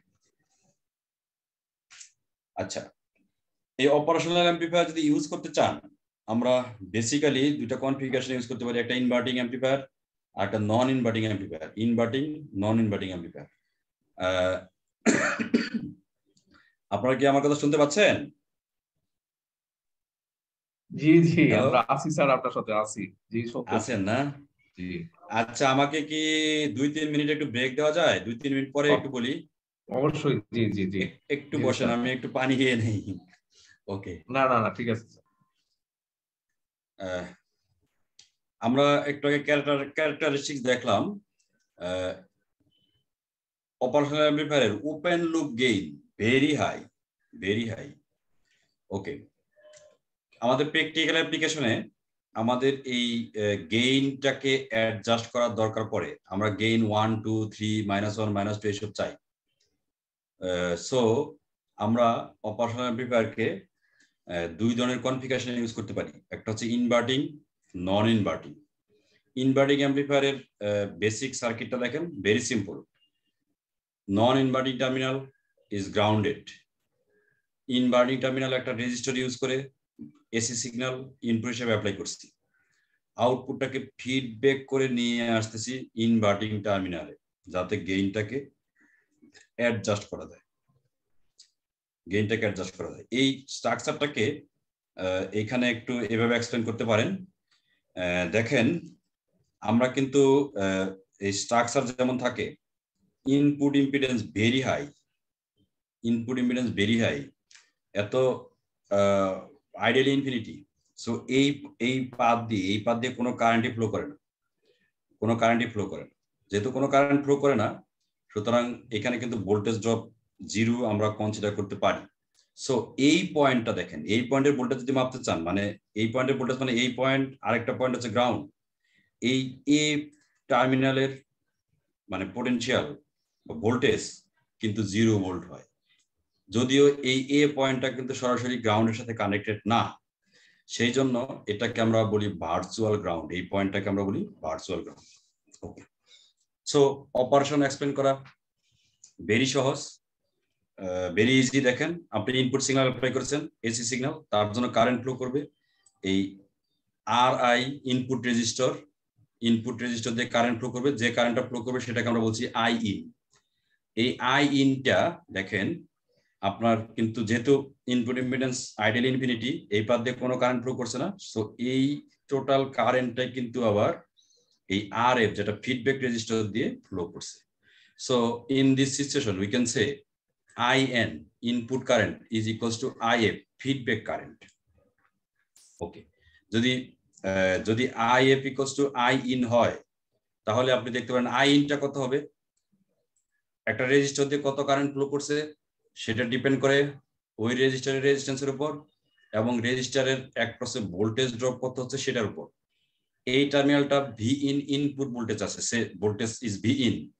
এই টার্মিনালটা ভার্চুয়াল গ্রাউন্ড, 0 পোটেনশিয়াল আছে, সো ভোল্টেজ ডিফারেন্স কিন্তু আসলে VIN, আর রেজিস্ট্যান্স হচ্ছে RI। So IN will be VIN minus 0 by RI, বা VIN minus VA। VA means voltage at this terminal A, যেটার ভ্যালু হচ্ছে 0, because this is called virtual ground. So I ইনটাকে আমরা represent করতে পারি VIN by RI, এই ম্যাথমেটিক্যাল expression দিয়ে। IF এর কথা যদি বলেন, একই ইস্যু। আমরা RF এর অ্যাক্রসে ভোল্টেজ ড্রপ যদি জানি, তাকে RF দ্বারা ভাগ করলে IF বের করা যাবে। ভোল্টেজ ড্রপ দেখেন, RF এর একটা টার্মিনাল হচ্ছে এই যে এই A টার্মিনাল, এটাকে বলছি ভার্চুয়াল গ্রাউন্ড, 0 পোটেনশিয়াল। আর একটা টার্মিনাল হচ্ছে ভি আউটে আছে। সো পোটেনশিয়াল ডিফারেন্স হচ্ছে 0 minus V out, 0 minus V out, মানে VA minus V out, VA equals to 0। So 0 minus V out divided by resistance RF, so minus V out by RF। এটা হচ্ছে IF এর value. IF এর value হচ্ছে minus V out by RF। যেহেতু IF equals to IN, এই mathematical equation থেকে আমরা লিখতে পারি VIN by RI equals to minus V out by RF. So this is the expression. তো এখন এই যে ফিডব্যাক করলাম, তো এই জন্য এটাকে আমরা বলি ক্লোজ লুপ গেইন। আগে open loop gain very high, close loop gain তাহলে কি হবে? গেইন বলতে ভোল্টেজ গেইন বোঝানো হচ্ছে। So output voltage by input voltage, this is called close loop voltage gain, ACL। ACL equals to V out by VIN। এটাকে যদি একটু rearrange করেন, V out by VIN equals to minus RF by R1, যেখানে V outটা হচ্ছে output voltage, VIN টা হচ্ছে applied voltage at the inverting terminal in this inverting amplifier. So this ratio is equals to minus RF by R1. This প্রথম কথা হচ্ছে আপনি দেখতে পাচ্ছেন গেইনটা নেগেটিভ। দিস মিনস আপনি ইনপুটে যে সিগন্যাল অ্যাপ্লাই করবেন, আউটপুট কিন্তু তার ইনভার্টেড হয়ে আসবে। যেমন পজিটিভ এসি সিগন্যালের পিক ভ্যালু যদি 5 ভোল্ট থাকে, আউটপুটে আসবে -5 ভোল্ট, বা -5 ভোল্ট না বলি যে RF বাই RN দ্বারা গুণ হয়ে নেগেটিভ আসবে। ওকে, সো RF টা হচ্ছে ফিডব্যাক রেজিস্টার, ফিডব্যাক রেজিস্ট্যান্স। এই রেজিস্টার রেজিস্ট্যান্স কত? ইনপুট রেজিস্ট্যান্স হচ্ছে RI। সো আর প্রথম কথা হচ্ছে আপনি ইনভার্টেড আউটপুট পাবেন, ইনপুটের চেয়ে আউটপুট কত গুণ হবে সেটা ডিটারমাইন করবে RF/RI, এই রেশিওটা কত বড়, এই হচ্ছে ইস্যু। সো আপনি এখানে খুব সহজেই কিন্তু গেইন অ্যাডজাস্ট করতে পারেন। যেমন RF/RI যদি সমান হয়, then output will be simply gain will be -1. That means output will be simply inverted form of inverted version of input signal, বা বলতে পারেন আউট অফ ফেজে থাকবে, 180 ডিগ্রি ফেজ ডিফারেন্স হবে। এই হচ্ছে ইস্যু। আচ্ছা, সো এই প্রবলেমটা আমি একটু দেখাতে চাচ্ছি। যেমন এটা একটা অপারেশনাল অ্যাম্পলিফায়ার। এই অপারেশনাল অ্যাম্পলিফায়ারে দেখেন আপনি ডিসি সাপ্লাই কিন্তু দিতে হবে, কারণ আপনি ইনপুট ভোল্টেজ সাপ্লাই করছেন, ধরেন এই প্রবলেমটা দেখেন, ইনপুট ভোল্টেজ সাপ্লাই করছেন সে 0.5 ভোল্ট, আউটপুট ভোল্টেজ আপনি বেশি পেতে পারেন, অনেক 5 ভোল্ট পেতে পারেন যদি গেইন হয় 10। যদি আপনি এরকম অ্যাডজাস্ট করেন, যেমন এই ইকুয়েশনে RF-টা 10 কিলো ওহম, RI-টা 1 কিলো ওহম, তাহলে গেইন কিন্তু হবে -10। তাহলে 1 ভোল্টের সিগন্যাল থেকে আউটপুটে আমি 10 ভোল্টের সিগন্যাল পাবেন। তাহলে শক্তি যে নিত্যতা সূত্র আছে সেই অনুযায়ী আপনাকে বাড়তি এনার্জি পাওয়ার সাপ্লাই দিতে হবে। সেই সাপ্লাইটা কিন্তু আমরা এই ডিসি সাপ্লাই থেকে দিতে হয়। ওকে, আমি এই প্রবলেমটা দেখাতে চাচ্ছি এখন। স্যার এইখানে ওপেন লুপ গেইন বলতে স্যার কোনটা বোঝায়? ওপেন লুপ গেইনটা কোনো ফিডব্যাক নেই, সেটাকে ওপেন লুপ বলি। আউটপুট কোনোভাবে ফিডব্যাক হয়ে ইনপুটের সাথে অ্যাড বা মাইনাস হচ্ছে না, এটাকে বলছি ওপেন লুপ। তো আমরা ফিডব্যাক ব্যবহার করছি শুরু থেকেই। না, শুরু থেকে করছি না, এখন করলাম কিন্তু এর আগে আমরা এতক্ষণ যেগুলো দেখিয়েছি এখানে কিন্তু কোনো ফিডব্যাক নেই, বুঝতে পারছেন? অরিজিনাল সার্কিট যেটা সেটাই তো feedback gain. Close loop gain যেটা ক্লোজ লুপ, এটা উইথ ফিডব্যাক। হ্যাঁ, আমি বলছি ওপেন লুপ গেইন অনেক বেশি যদি আউটপুটটাকে আপনি ফিডব্যাক না করেন, কিন্তু ইনভার্টিং অ্যাম্পলিফায়ার যখন বলছি তখন কিন্তু আমরা ফিডব্যাক করেই আসছি, ঠিক আছে? জি, তাহলে তো সেই ক্ষেত্রে কোনো ওপেন লুপ গেইন নাই। আমি যখন এটা দুইটা কেমনে একসাথে হবে? আপনি যখন ফিডব্যাক করেছেন, মানে ক্লোজ লুপ আছে, আউটপুট এবং ইনপুট মধ্যে একটা লুপ আছে, তার মানে আপনি ফিডব্যাক করেছেন, সেটাকে আমরা বলি ফিডব্যাক গেইন অথবা ক্লোজ লুপ গেইন, যেটা বলেন ক্লোজ লুপ গেইন। জি এটাই। আমরা ইনভার্টিং অ্যাম্পলিফায়ারের ক্ষেত্রে কিন্তু আমরা ওপেন লুপের কোনো ইস্যু নেই, কারণ আমরা ফিডব্যাক তো করেছি, তাই না? জি সেটাই বলছিলাম। ঠিক আছে, ওকে। আমি যেটা মিন করতে চাচ্ছি, আমি এই একটা সার্কিট দেখেন, অপারেশনাল অ্যাম্পলিফায়ার। এই অপারেশনাল অ্যাম্পলিফায়ারের নন ইনভার্টিং টার্মিনালটা কিন্তু গ্রাউন্ড করা আছে। ইনভার্টিং টার্মিনালে আমি এখানে একটা এসি সিগন্যাল অ্যাপ্লাই করেছি, সেটা এরকম AC signal, peak voltage 0.5 volt. Okay, আপনি এখানে দেখেন এই সার্কিট, মানে এই ইনভার্টিং অ্যাম্পলিফায়ারের গেইন কত? গেইন হচ্ছে -RF/R1 কত? তাহলে 40, তাই তো? জি 40 যদি হয়, আপনার ইনপুট সিগন্যালের পিক ভ্যালু হচ্ছে 0.5 ভোল্ট। 0.5 কে 40 টাইমস করলে কত হয়? 20 ভোল্ট পর্যন্ত আউটপুট পাওয়ার কথা, তাই না? তার মানে আউটপুট যেটা পাবেন সেটা এদিকে -20 পর্যন্ত, এদিকে +20 পর্যন্ত আসার কথা ছিল, বুঝতে পারছেন? কিন্তু আমি এখানে ম্যাক্সিমাম 15 ভোল্ট দিয়ে রেখেছি, তার মানে আউটপুট ভোল্টেজ কখনো 15 ভোল্টকে ক্রস করবে না। ইনফ্যাক্ট আরো ওই যে স্যাচুরেশনে যাইতে একটা সার্টেন ভোল্টেজ লাগে, সেটা আমি এর আগে একটা স্লাইডে দেখিয়ে এসেছি 2 ভোল্ট। সুতরাং আপনি +15 -15 এই কনফিগারেশনে এই সাপ্লাই দিয়ে যদি একটা অপারেশনাল অ্যাম্পলিফায়ারকে ইউজ করেন, আউটপুট আপনি ম্যাক্সিমাম পেতে পারেন অ্যারাউন্ড 13 ভোল্ট পর্যন্ত। তার মানে এই সিগন্যালটা আপনি পাওয়ার কথা ছিল 20 পর্যন্ত পারছেন, একটা পরে গিয়ে এই বাকি অংশ ক্লিপড অফ হয়ে যাচ্ছে, কেটে যাচ্ছে, সেটে যাচ্ছে। সো আউটপুট পাবেন এরকম। সো আমি এখানে শুধু বোঝাতে চাচ্ছি এই যে সাপ্লাই ভোল্টেজের ইফেক্টটা কেমন, আমার কথা কি বুঝতে পারছেন? জি ওকে, তাহলে আমরা ইনভার্টিং অ্যাম্পলিফায়ার পড়লাম। এই ইনভার্টিং অ্যাম্পলিফায়ার থেকে আমরা কিছু সামিং অ্যাম্পলিফায়ার ডিজাইন করতে পারি, ওয়েটেড এভারেজ অ্যাম্পলিফায়ার বা এভারেজ অ্যাম্পলিফায়ার এইসব ডিজাইন করতে পারি। যেমন স্ট্রাকচারটা কিন্তু এক্স্যাক্টলি সেম। দেখেন এই সার্কিটটা দেখেন, একটু আগে যে ইনভার্টিং অ্যাম্পলিফায়ার দেখলাম সেটাই। এই প্লাস মাইনাস ভিসিসি দিয়ে সাপ্লাই দিচ্ছি, আউটপুটটা ফিডব্যাক করে নিয়ে আসতেছি ইনভার্টিং টার্মিনালে। এর আগে একটা ইনপুট রেজিস্টার ছিল, তারপরে এখানে ভোল্টেজ অ্যাপ্লাই করেছিলাম, ইনপুট ভোল্টেজ। এখন ধরেন আমি এখানে প্যারালালি এই পাথে R1 register, R2 register, R3 register use করে V1 V2 V3 তিনটা আলাদা আলাদা ভোল্টেজ অ্যাপ্লাই করছি। যদি এই হয় সিচুয়েশন, একটু আগে যে প্লাস বি মাইনাস বিটা তো আসলে বায়াসিং এর জন্য, প্লাস বি মাইনাস বি এটা বায়াসিং এর জন্য না সাপ্লাই স্যার যেটা বললেন প্লাস বি মাইনাস বি এটা হ্যাঁ এটা বায়াসিং এর জন্য না বলে আপনি বলেন যে এক্সট্রা পাওয়ার সাপ্লাই দেওয়ার জন্য।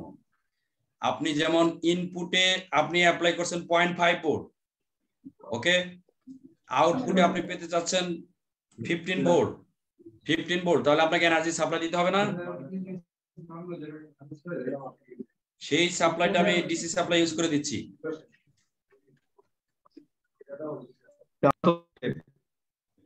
বায়াসিং এর জন্য কিছু ম্যান্ডেটরি থাকে যে বায়াসিং না করলে এটা হবে না, এখানে সাপ্লাই না বায়াসিং এর ইস্যু আছে, যেহেতু অ্যাম্পলিফায়ারের মাঝে আরো ওই যে ডিফারেনশিয়াল অ্যাম্পলিফায়ার, তারপরে আরো কিছু অ্যাম্পলিফায়ার আছে, সেগুলোকে বায়াসিং করতে হবে, ঠিক আছে? সব মিলিয়ে এই ইস্যু, যাই হোক, এখন আমি বেসিক যে স্ট্রাকচার দেখালাম, দেখেন এটা হচ্ছে বেসিক।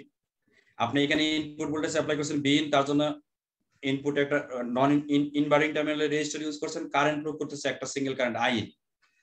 আচ্ছা, আমরা এখন যদি অ্যারেঞ্জমেন্ট এমন করি, কেমন অ্যারেঞ্জমেন্ট? ধরেন R1 রেজিস্টার, R2 R3 এরকম তিনটা রেজিস্টার প্যারালালি, এখানে V1 অ্যাপ্লাই করলাম, V2 অ্যাপ্লাই করলাম, V3 অ্যাপ্লাই করলাম। তাহলে এই V1 এর জন্য এদিক দিয়ে একটা কারেন্ট প্রয়োগ করবে, that current is I1, this current is I2, I3। যদি আমরা আরো ইউজ করি I4 I5 এরকম ইউজ করতে পারবো।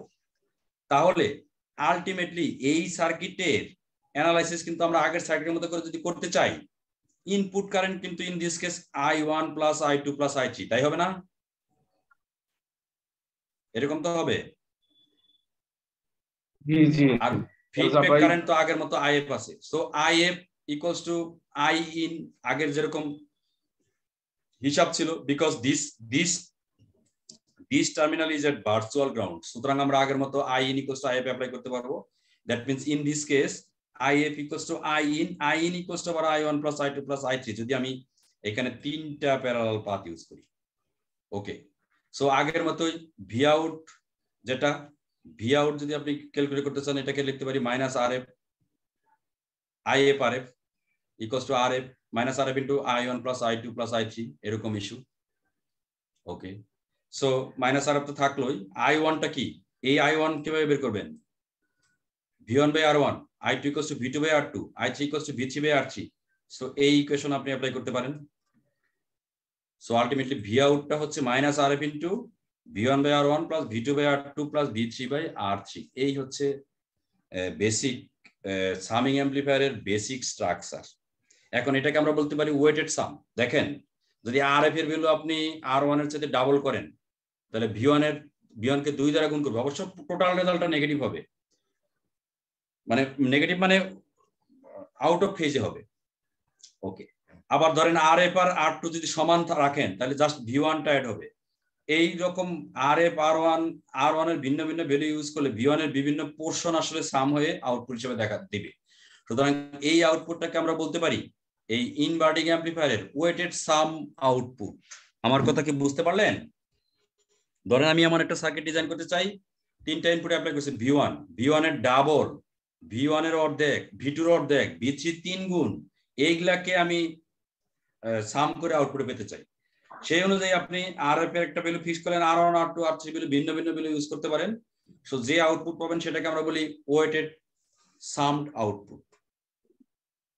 ওকে, একদম এটার একটা স্পেশাল কেস, যদি আমি R1 R2 R3 RF সব সমান ইউজ করি, RF R1 R2 R3 সব সমান, এই কাজ যদি করি, অবশ্য অন্যরকম করতে, নানান রকম করতে পারেন। যোগফলের কত গুণ নেবেন, অথবা জাস্ট যোগফল যদি নিতে চান, তাহলে RF R1 R2 R3 সব যদি সমান হয়, তাহলে এই RF R1 কাটাকাটি গিয়ে কিন্তু শুধু V1 plus V2 plus V3 থাকবে। সুতরাং ভি আউটপুট যেটা পাবেন সেটা হচ্ছে V1 plus V2 plus V3, তার out of phase. This operation is simply মানে সাম অপারেশন। সো আপনি একটা ইনভার্টিং অ্যাম্পলিফায়ারকে সামিং অ্যাম্পলিফায়ার, ওয়েটেড সাম অথবা সিম্পল সাম এরকম অপারেশন হিসেবে ইউজ করতে পারেন। এই অপারেশনটা আমার মনে হয় আপনারা বুঝতে পেরেছেন নাকি? বুঝতে পারছি, বাস্তবে আমরা যে এক্সপেরিমেন্ট করি এটা দিয়ে একটা এক্সপেরিমেন্ট আছে সামিং অ্যাম্পলিফায়ার, বাট ওই রেজাল্টটা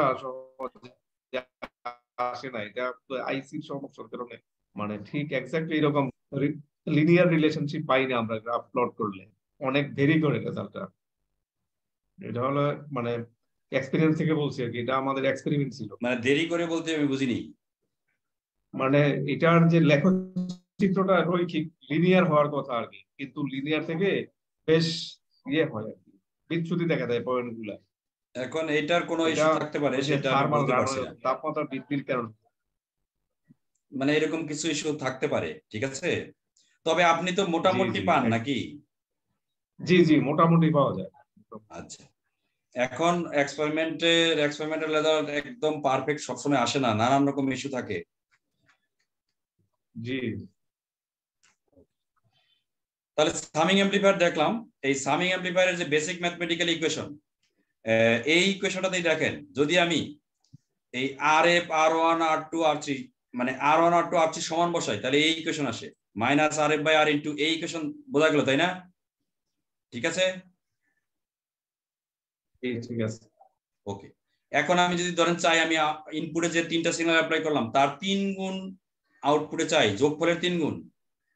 অবশ্য সবগুলাই কিন্তু আউট অফ ফেজ আসবে, যেহেতু নেগেটিভ সাইন আছে ইনভার্টেড হয়ে। তাহলে RF এবং এই R দেখেন, RF-টা যদি 3 কিলো ওহম দেই, R-টা যদি 1 কিলো ওহম দেই বা রেশিওটা 3 রাখি, তাহলে সাম করে আউটপুটে 3 গুণ দিবে, তাই না? কিন্তু আমি উল্টা কাজও করতে পারি, যেমন RF এর চাইতে 8টাকে যদি 3 গুণ রাখি, RF এর চাইতে 8টা 3 গুণ, তাহলে এটার রেজাল্ট হবে 1/3 মানে 1/3 into V1 plus V2 plus V3 মানে V1 V2 V3 এর এভারেজটা আপনাকে তখন আউটপুট হিসেবে দিবে। সো এই সিম্পল সামিং অ্যাম্পলিফায়ার দিয়ে আমরা এভারেজ অ্যাম্পলিফায়ারও ডিজাইন করতে পারি। So average অ্যাম্পলিফায়ারের R1 R2 R3 সবগুলো সমান হওয়া লাগবে, এবং সেটা হওয়া লাগবে RF এর তত গুণ আপনি যতগুলো ইনপুট অ্যাপ্লাই করতে চান। যেমন এখানে 3টা ইনপুট, RF 1 কিলো ওহম দিলে R1 R2 R3 সবগুলা 3 কিলো ওহম করে দিতে হবে। যদি এখানে আরেকটা রেজিস্টার দিয়ে আরেকটা ভোল্টেজ অ্যাপ্লাই করতে চান এবং 4টার এভারেজ ক্যালকুলেট করতে চান, দেন RF এর সাথে R1 R2 R3 R4 সবগুলাই 4 গুণ করে ইউজ করা লাগবে। So in this way summing amplifier can be used as average amplifier. এইগুলা ম্যাথমেটিক্স আছে, এই ম্যাথমেটিক্স এগুলা ভেরি ইজি, এগুলা কোনো কঠিন কিছু না। ওকে, এই ইনভার্টিং অ্যাম্পলিফায়ার দিয়ে আমরা দেখলাম তাহলে সামিং অ্যাম্পলিফায়ার করলাম, এভারেজ অ্যাম্পলিফায়ার করলাম, ওয়েটেড সাম করা যাচ্ছে, ওয়েটেড এভারেজ করা যাচ্ছে, এই সব কিছু করা যাচ্ছে। আমি এই ধরনের অ্যাম্পলিফায়ারকে সাবট্রাক্টর হিসেবে ইউজ করতে পারি, বিয়োগ করার জন্য। সাবট্রাক্টর হিসেবে ইউজ করতে গেলে আসলে আমাকে দুইটা ইনভার্টিং অ্যাম্পলিফায়ার একটার আউটপুট আরেকটার ইনপুটে অ্যাপ্লাই করে ইউজ করতে হবে। যেমন অপারেশনটা কেমন দেখেন, সে আপনি এই পার্ট নিয়ে প্রথমে ডিল করেন। এই যে পার্টটাকে আমি সেট করছি, এই পার্টটা একটা ইনভার্টিং অ্যাম্পলিফায়ার, তাই না? এতক্ষণ যে অ্যাম্পলিফায়ার বললাম সেরকম অ্যাম্পলিফায়ারই। দেখেন আপনি আউটপুটটাকে ফিডব্যাক করা হয়েছে ইনভার্টিং টার্মিনালে, ইনভার্টিং এর সাথে একটা রেজিস্টার দিয়ে ভোল্টেজ অ্যাপ্লাই করা হয়েছে, নন ইনভার্টিং টার্মিনালটা গ্রাউন্ড করা আছে। So this is an inverting amplifier. Inverting amplifier কি করে? ইনভার্টিং অ্যাম্পলিফায়ারের গেইন হচ্ছে মাইনাস RF/R1, মানে ইনপুটে আপনি যে ভোল্টেজ অ্যাপ্লাই করবেন আউটপুটে RF/R1 দিয়ে গুণ করে তার আউট অফ ফেজে সিগন্যাল দিবে। সো এই কেসে দেখেন আমরা R1 এবং এইটাকে বলছে RF1, মানে এই প্রথম ইনভার্টিং অ্যাম্পলিফায়ারের ফিডব্যাক রেজিস্ট্যান্স, সেকেন্ডটাকে RF2 দ্বারা রিপ্রেজেন্ট করছে। আপনি প্রথমটাতে থাকি, এখানে RF1 এবং R1 দুইটাই সমান। যদি দুইটা সমান হয় তাহলে এই অ্যাম্পলিফায়ারের গেইন কত? ইউনিটি 1 আসলে না, -1। ওকে, যেহেতু ইনভার্টিং অ্যাম্পলিফায়ার গেইন হচ্ছে -1, তাই তো? জি জি, -1 যদি হয়, ইনপুটে আপনি V1 অ্যাপ্লাই করলেন, এই অ্যাম্পলিফায়ারের আউটপুটে তাহলে কি পাবেন? -V1, ঠিক আছে, -V1 পাবেন।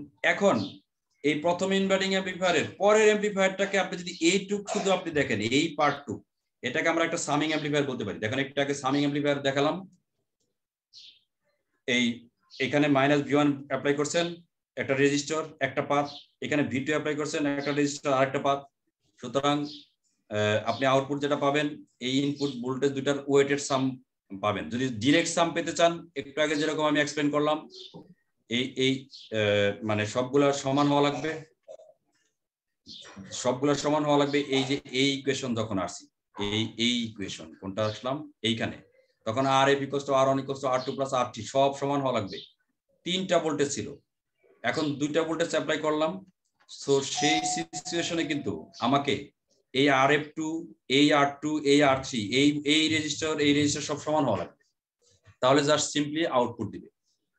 ওকে, তাহলে আপনি দেখেন এই ভোল্টেজটা কিন্তু অলরেডি অ্যাপ্লাই করছেন আপনি -V1, এইটার জন্য গেইন কিন্তু 10/10 1, তাহলে -V1 এই পাশে গিয়ে +V1 হয়ে যাবে।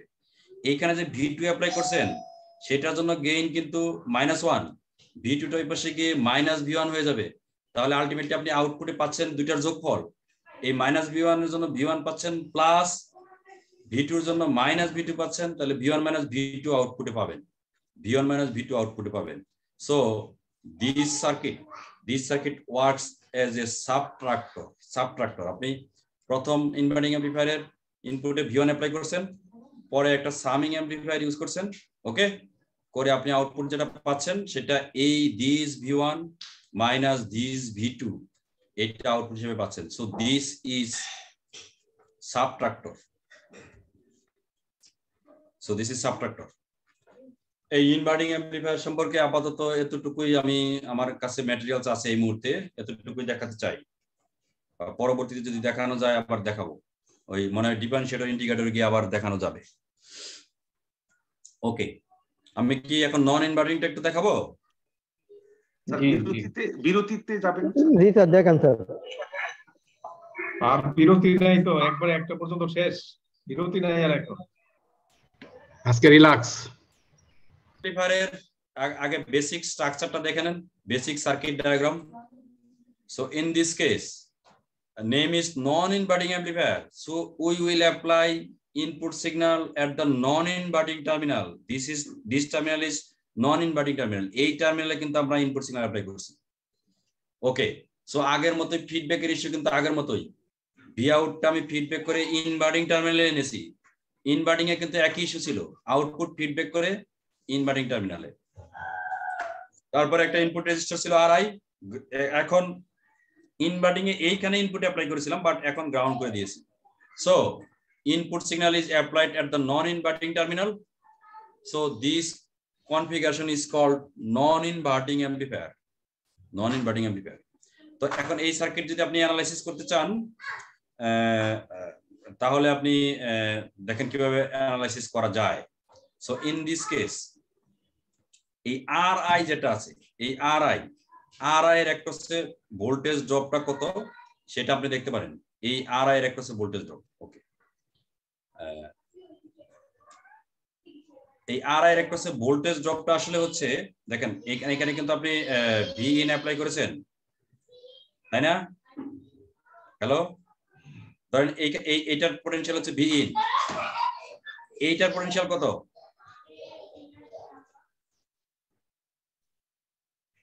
আমরা কিন্তু বলছি যে এই ইনপুট টার্মিনালটা এটা হচ্ছে কি বলে, ইনপুট ইম্পিডেন্স ইনফিনিটি।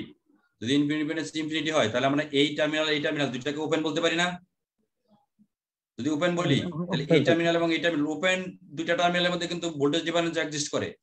সো এই ভোল্টেজ ডিফারেন্সটা হবে, তাহলে এইটা কিন্তু এদিক থেকে গ্রাউন্ড করা আছে, সো এটার মধ্যে ভোল্টেজ ডিফারেন্স হবে সিম্পলি Vin। সো এই টার্মিনালটা যদি Vin পোটেনশিয়ালে থাকে, এই in this non inverting configuration and this terminal is grounded, so voltage across Ri equals to Vin minus 0, আর Rf এর একটা হচ্ছে ভোল্টেজ ড্রপ, এটা আউটপুট আর এটা হচ্ছে Vin, so Vin minus Vout অথবা Vout minus Vin যেটা বলেন, কারেন্ট কোন দিকে ফ্লো করছে, that is the issue. So Rf equals to Vout, মানে voltage drop across Rf equals to Vout minus Vin. এই হচ্ছে কনফিগারেশন। এখন R1 দিয়ে যে কারেন্ট ফ্লো করবে সেই কারেন্ট কিন্তু R2 দিয়েও ফ্লো করবে। ইনফ্যাক্ট এইখানে যেরকম সিচুয়েশন ছিল এটা তার রিভার্স সিচুয়েশন, কারেন্ট কিন্তু ফ্লো করবে এদিক থেকে এই দিক দিয়ে এসে এই দিকে কারেন্টটা ফ্লো করবে। সো কারেন্ট থ্রু RI আর কারেন্ট থ্রু RF দুটো সমান হবে। এন্ড RI দিয়ে কত কারেন্ট ফ্লো করবে, RI এর অ্যাক্রস ভোল্টেজ ড্রপ কত, V in minus 0 V in divided by RI. So this is the current that is flowing through RI. RF দিয়ে কত কারেন্ট ফ্লো করবে, potential difference V out minus V in, V out minus V in divided by resistance RF. So এই হচ্ছে basic mathematical equation. এখন এটাকে আপনি একটু adjust করতে পারেন। আমরা আলটিমেটলি বের করতে চাই close loop gain. Close loop gain যদি বের করতে চান V out by V in কত, এগুলাকে একটু রিঅ্যারেঞ্জ করে ultimately V out by V in আসবে এরকম RF plus RI divided by RI, that means 1 plus RF by RI. So closed loop gain V out by V in equals to 1 plus RF by RI. This is the equation for gain of a non-inverting amplifier. Non-inverting amplifier. So এখান থেকে দেখতে পাচ্ছেন এই অ্যাম্পলিফায়ারের gain minimum কত হতে পারে, মানে RF R1 তো রেজিস্ট্যান্সের ভ্যালু তো আর পজিটিভ নেগেটিভ কিছু হবে না। মিনিমাম ভ্যালু কত হতে পারে, 1 হতে পারে। যদি 1 হয় তাহলে ইনপুটে যা অ্যাপ্লাই করবেন আউটপুটে তাই পাবেন। এটা হচ্ছে একটা ইস্যু। সেকেন্ড কথা, এই যে গেইন দেখতেছেন, this gain is positive or negative? গেইনটা কি পজিটিভ না নেগেটিভ? পজিটিভ। Always positive.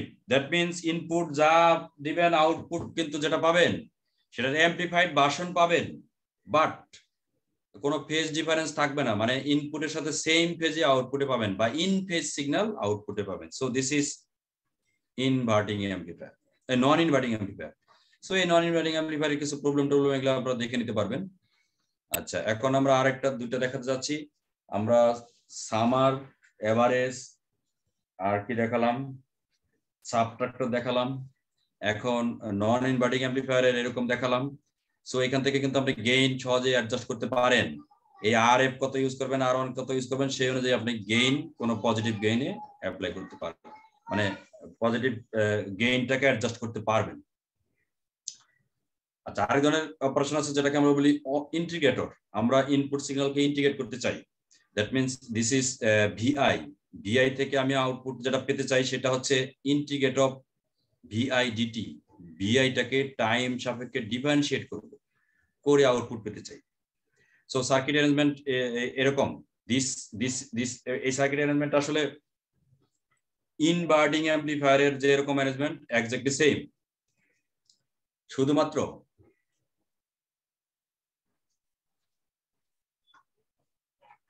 শুধুমাত্র ফিডব্যাকে এখানে একটা রেজিস্টার ছিল, সেই রেজিস্টারটাকে একটা ক্যাপাসিটর দিয়ে রিপ্লেস করলাম। So this is the circuit diagram for op-amp integrator. Inverting amplifier, non-inverting terminal grounded. Inverting terminal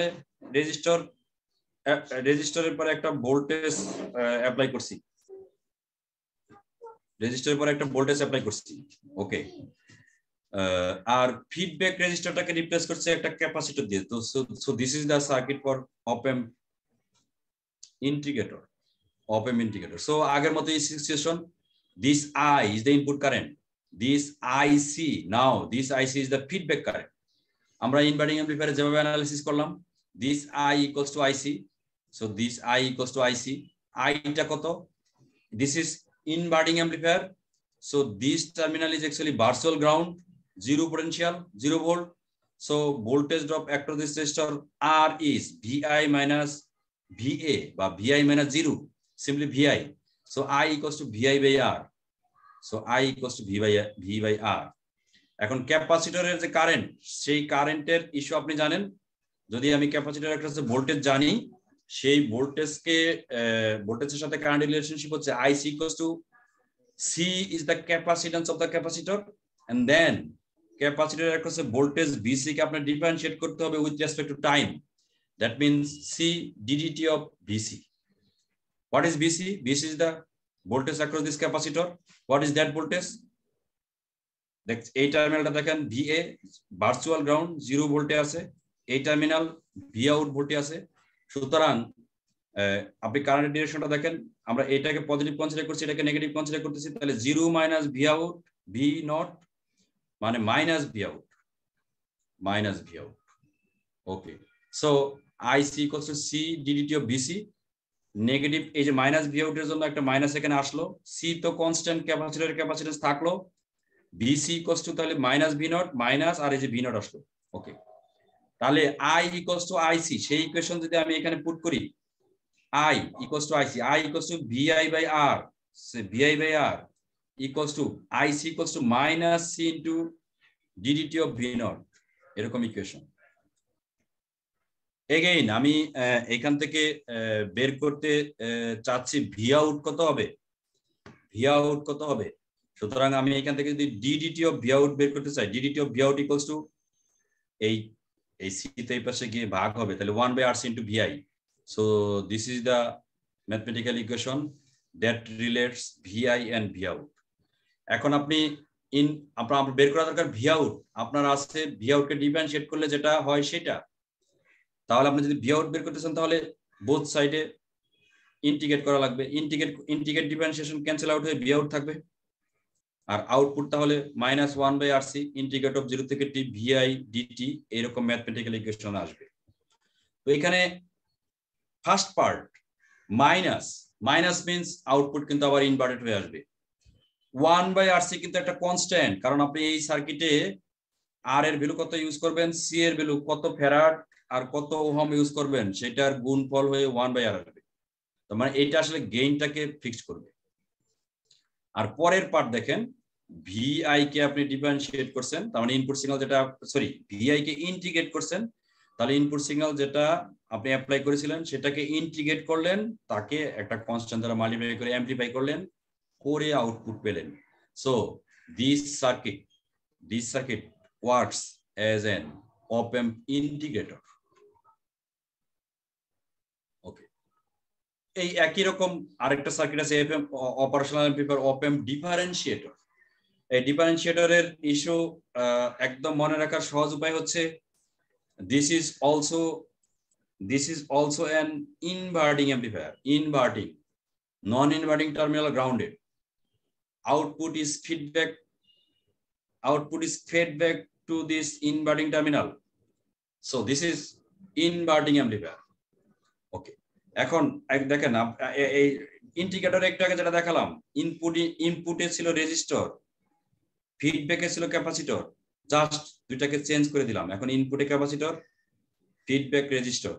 so in that situation this circuit works like an op-amp differentiator. So basic analysis process inverting amplifier যেভাবে analysis করি, this IC is equals to this IR, this IC যদি বের করতে চান এই capacitor এর কাছে voltage কত সেটা বের করতে হবে, এই ক্যাপাসিটরের কাছে ভোল্টেজ আসলে VI - 0 VI, এই রেজিস্টার অ্যাক্রস ভোল্টেজ হচ্ছে 0 - V out minus V out এই। তাহলে IR এবং IC এর সাথে রিলেশনশিপ করতে পারেন, IC আগের মতোই ক্যাপাসিটর C আর DDT অফ BC, এই BC এর ভ্যালু হচ্ছে আসলে এই অ্যারেঞ্জমেন্টে VI, so IC equals to C DDT of VI, আর IR equals to 0 - V out মানে -V out by R, -V out by R, এই হচ্ছে ইকুয়েশন। এই ইকুয়েশন থেকে আপনি একটু রিঅ্যারেঞ্জ করেন, আমি আউটপুট V out বের করতে চাই, so V out equals to এই নেগেটিভ এর পাশে গিয়ে মাইনাস নেগেটিভ আসবে, -RC into DDT of VI, so this is the output, this is the equation by which we will get the output. So you can see VI is the input signal, DDT of VI, that means time rate of change of VI, this is actually differentiation operation, output থেকে differentiation করে আপনি পাচ্ছেন। এই RC কিন্তু again constant, so এটা আসলে মানে differentiate করার পরে সেটাকে কোনো কিছু দ্বারা মাল্টিপ্লাই করতে চান কিনা সেটা ডিপেন্ড করবে R এবং C এর ভ্যালুর উপর। R এবং C দুইটা ভ্যালু মিলে কিন্তু 1 ও হতে পারে, সেক্ষেত্রে যা ইনপুটে দিবেন আউটপুটে তাই পাবেন, ইনফ্যাক্ট তাই পাবেন মানে হচ্ছে তার আউট অফ ফেজের সিগন্যাল পাবেন। সো এই হচ্ছে অপারেশনাল অপ-অ্যাম্প ডিফারেন্সিয়েটর ওকে। ওকে, অপারেশনাল অ্যাম্পলিফায়ার সম্পর্কে আপাতত আমি এতটুকুই করাতে চেয়েছিলাম। ঠিক আছে স্যার। আচ্ছা, আপনারা কি নামাজের জন্য ব্রেক দিবেন না কি করবেন বলেন তো এখন? স্যার একবারে স্যার শেষ করে দেন, একটা দিয়েছি অসিলেটরি সার্কিট পড়ানোর পরে শেষ করে দিলে ভালো হয়। একবারে শেষ করে দেন স্যার। তাহলে আরেকটু অপেক্ষা করেন, আমি একটু এই যে আজানটা শেষ হোক, এখানে আমি আজানের জন্য কথা শুনতে পারবো, আমি একটা না পারলে হয়তো কয়েক মিনিট বেশি লাগতে পারে, বুঝতে পারছেন? জি জি, সমস্যা নেই স্যার। জি, অনেকেই বলেছিলেন ফিডব্যাক অ্যাম্পলিফায়ার অসিলেটর সম্পর্কে একটু আলোচনা করতে, যতটুকু পারা যায়। সো অ্যাম্পলিফায়ার হিসেবে ধরেন আমরা ট্রানজিস্টর দিয়ে অ্যাম্পলিফায়ার ডিজাইন করতে পারি। ধরেন এখানে আমরা এমন একটা অ্যাম্পলিফায়ার ডিজাইন করলাম যেটা 180 ডিগ্রি ফেজ শিফট করে ইনপুট সিগন্যালকে। যেমন আপনারা জানেন যে কমন এমিটার, এটা most frequently used configuration for amplification. Common emitter configuration কিন্তু 180 ডিগ্রি ফেজ শিফট দেয়। ওকে, সো আমরা অ্যারেঞ্জমেন্টটা এরকম করছি, ধরেন অ্যাম্পলিফায়ারের ইনপুটে একটা সিগন্যাল অ্যাপ্লাই করলাম, এসি সিগন্যাল। অ্যাম্পলিফায়ার সেটাকে অ্যাম্পলিফাই করলো। অ্যাম্পলিফাই করা মানে কিন্তু আসলে তার অ্যাম্পলিটিউড বাড়াবে। যদি অ্যাম্পলিফায়ারের গেইন 2 হয়, এটার পিক ভ্যালু যত তার ডাবল এখানে পাবেন। এট দ্য সেম টাইম ধরেন আমাদের এই অ্যাম্পলিফায়ার 180 ডিগ্রি ফেজ শিফট করতেছে, দ্যাট মিনস ইনপুট এবং আউটপুট মধ্যে ফেজ রিলেশনশিপ হচ্ছে, মানে ফেজ ডিফারেন্স হচ্ছে 180 ডিগ্রি, আউট অফ ফেজ যেটাকে আমরা বলি। ওকে, তো এরকম আউটপুট পাচ্ছি। এখন এই আউটপুটের একটা পোর্শন আমি আবার ফিডব্যাক করে ইনপুটে আনতে চাই, এনে ইনপুটের সাথে যোগ করতে চাই। আউটপুটের একটা পোর্শন, কত পোর্শন সেটা ডিপেন্ড করবে এই ফিডব্যাক নেটওয়ার্ক একটা থাকবে, সেটার ফিডব্যাক ফ্যাক্টরটা কত। যদি ফিডব্যাক ফ্যাক্টর 1 হয় তাহলে এই টোটাল আউটপুটটাকে আমি আবার এনে যোগ করব। ফিডব্যাক ফ্যাক্টর যদি 0.1 হয় 10 ভাগের 1 ভাগ এনে যোগ করব, এরকম।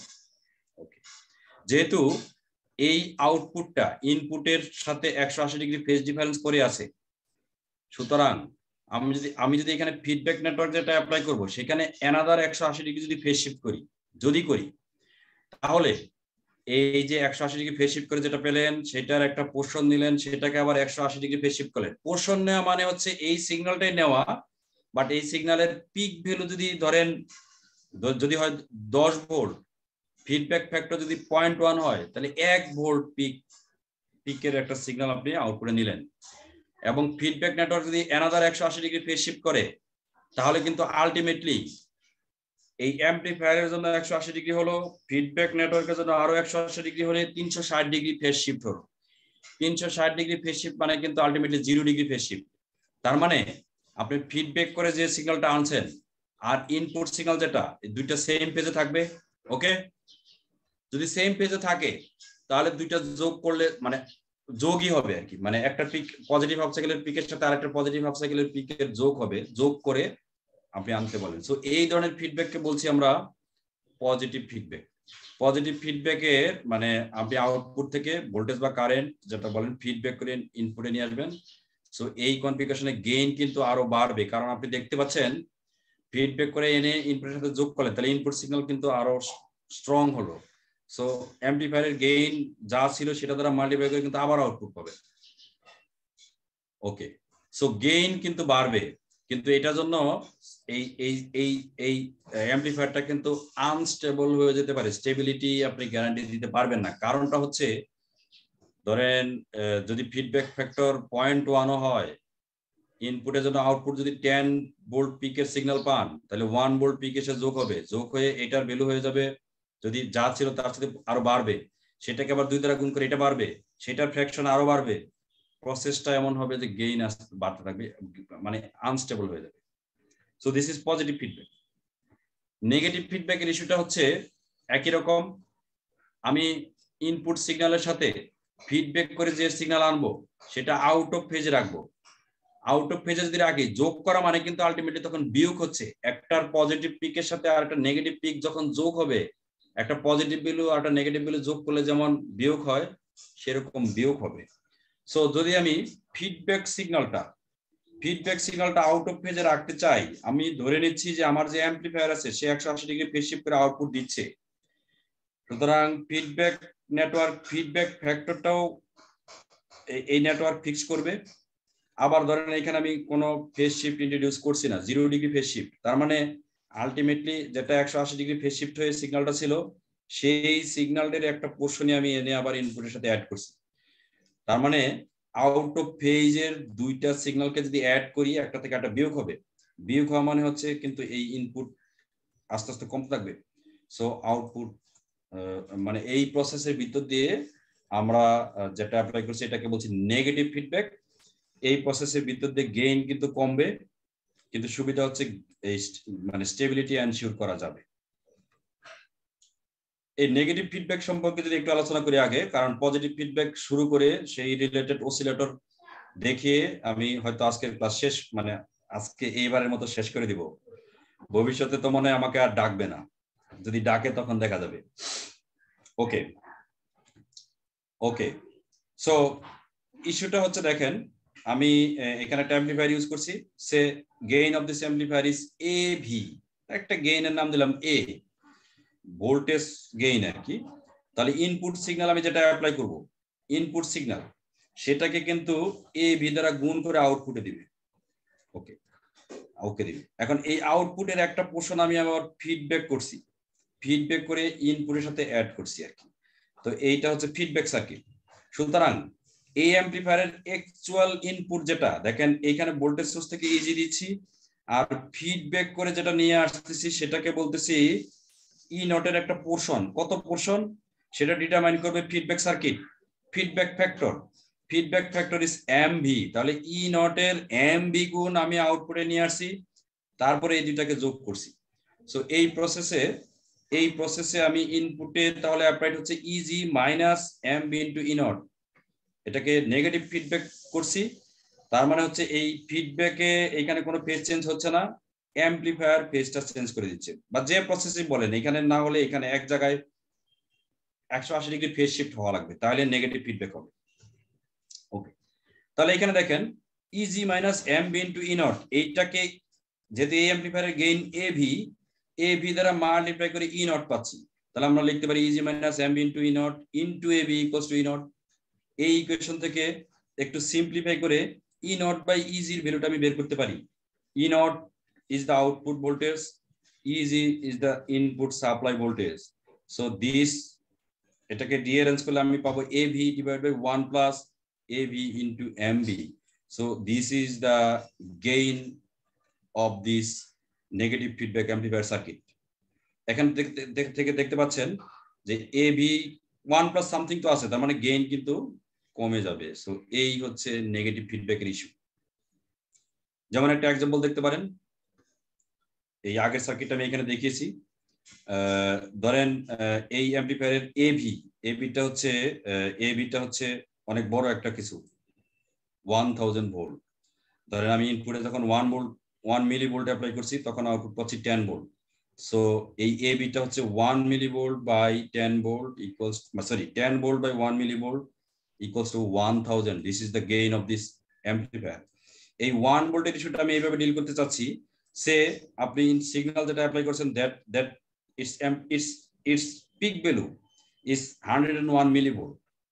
আপনি আউটপুটে পাচ্ছেন যেটাকে ই নট হিসেবে একটু আগে বললাম 10 ভোল্ট। এই 10 ভোল্টের একটা পোর্শন আপনি আউটপুটে নিয়ে আসতে চাচ্ছেন। ধরেন এমভি যেটা ইউজ করেছেন, এমভি ধরেন এখানে 10 ভোল্ট ইনপুটে অ্যাপ্লাই করে আউটপুটে পাচ্ছেন 100 মিলিভোল্ট।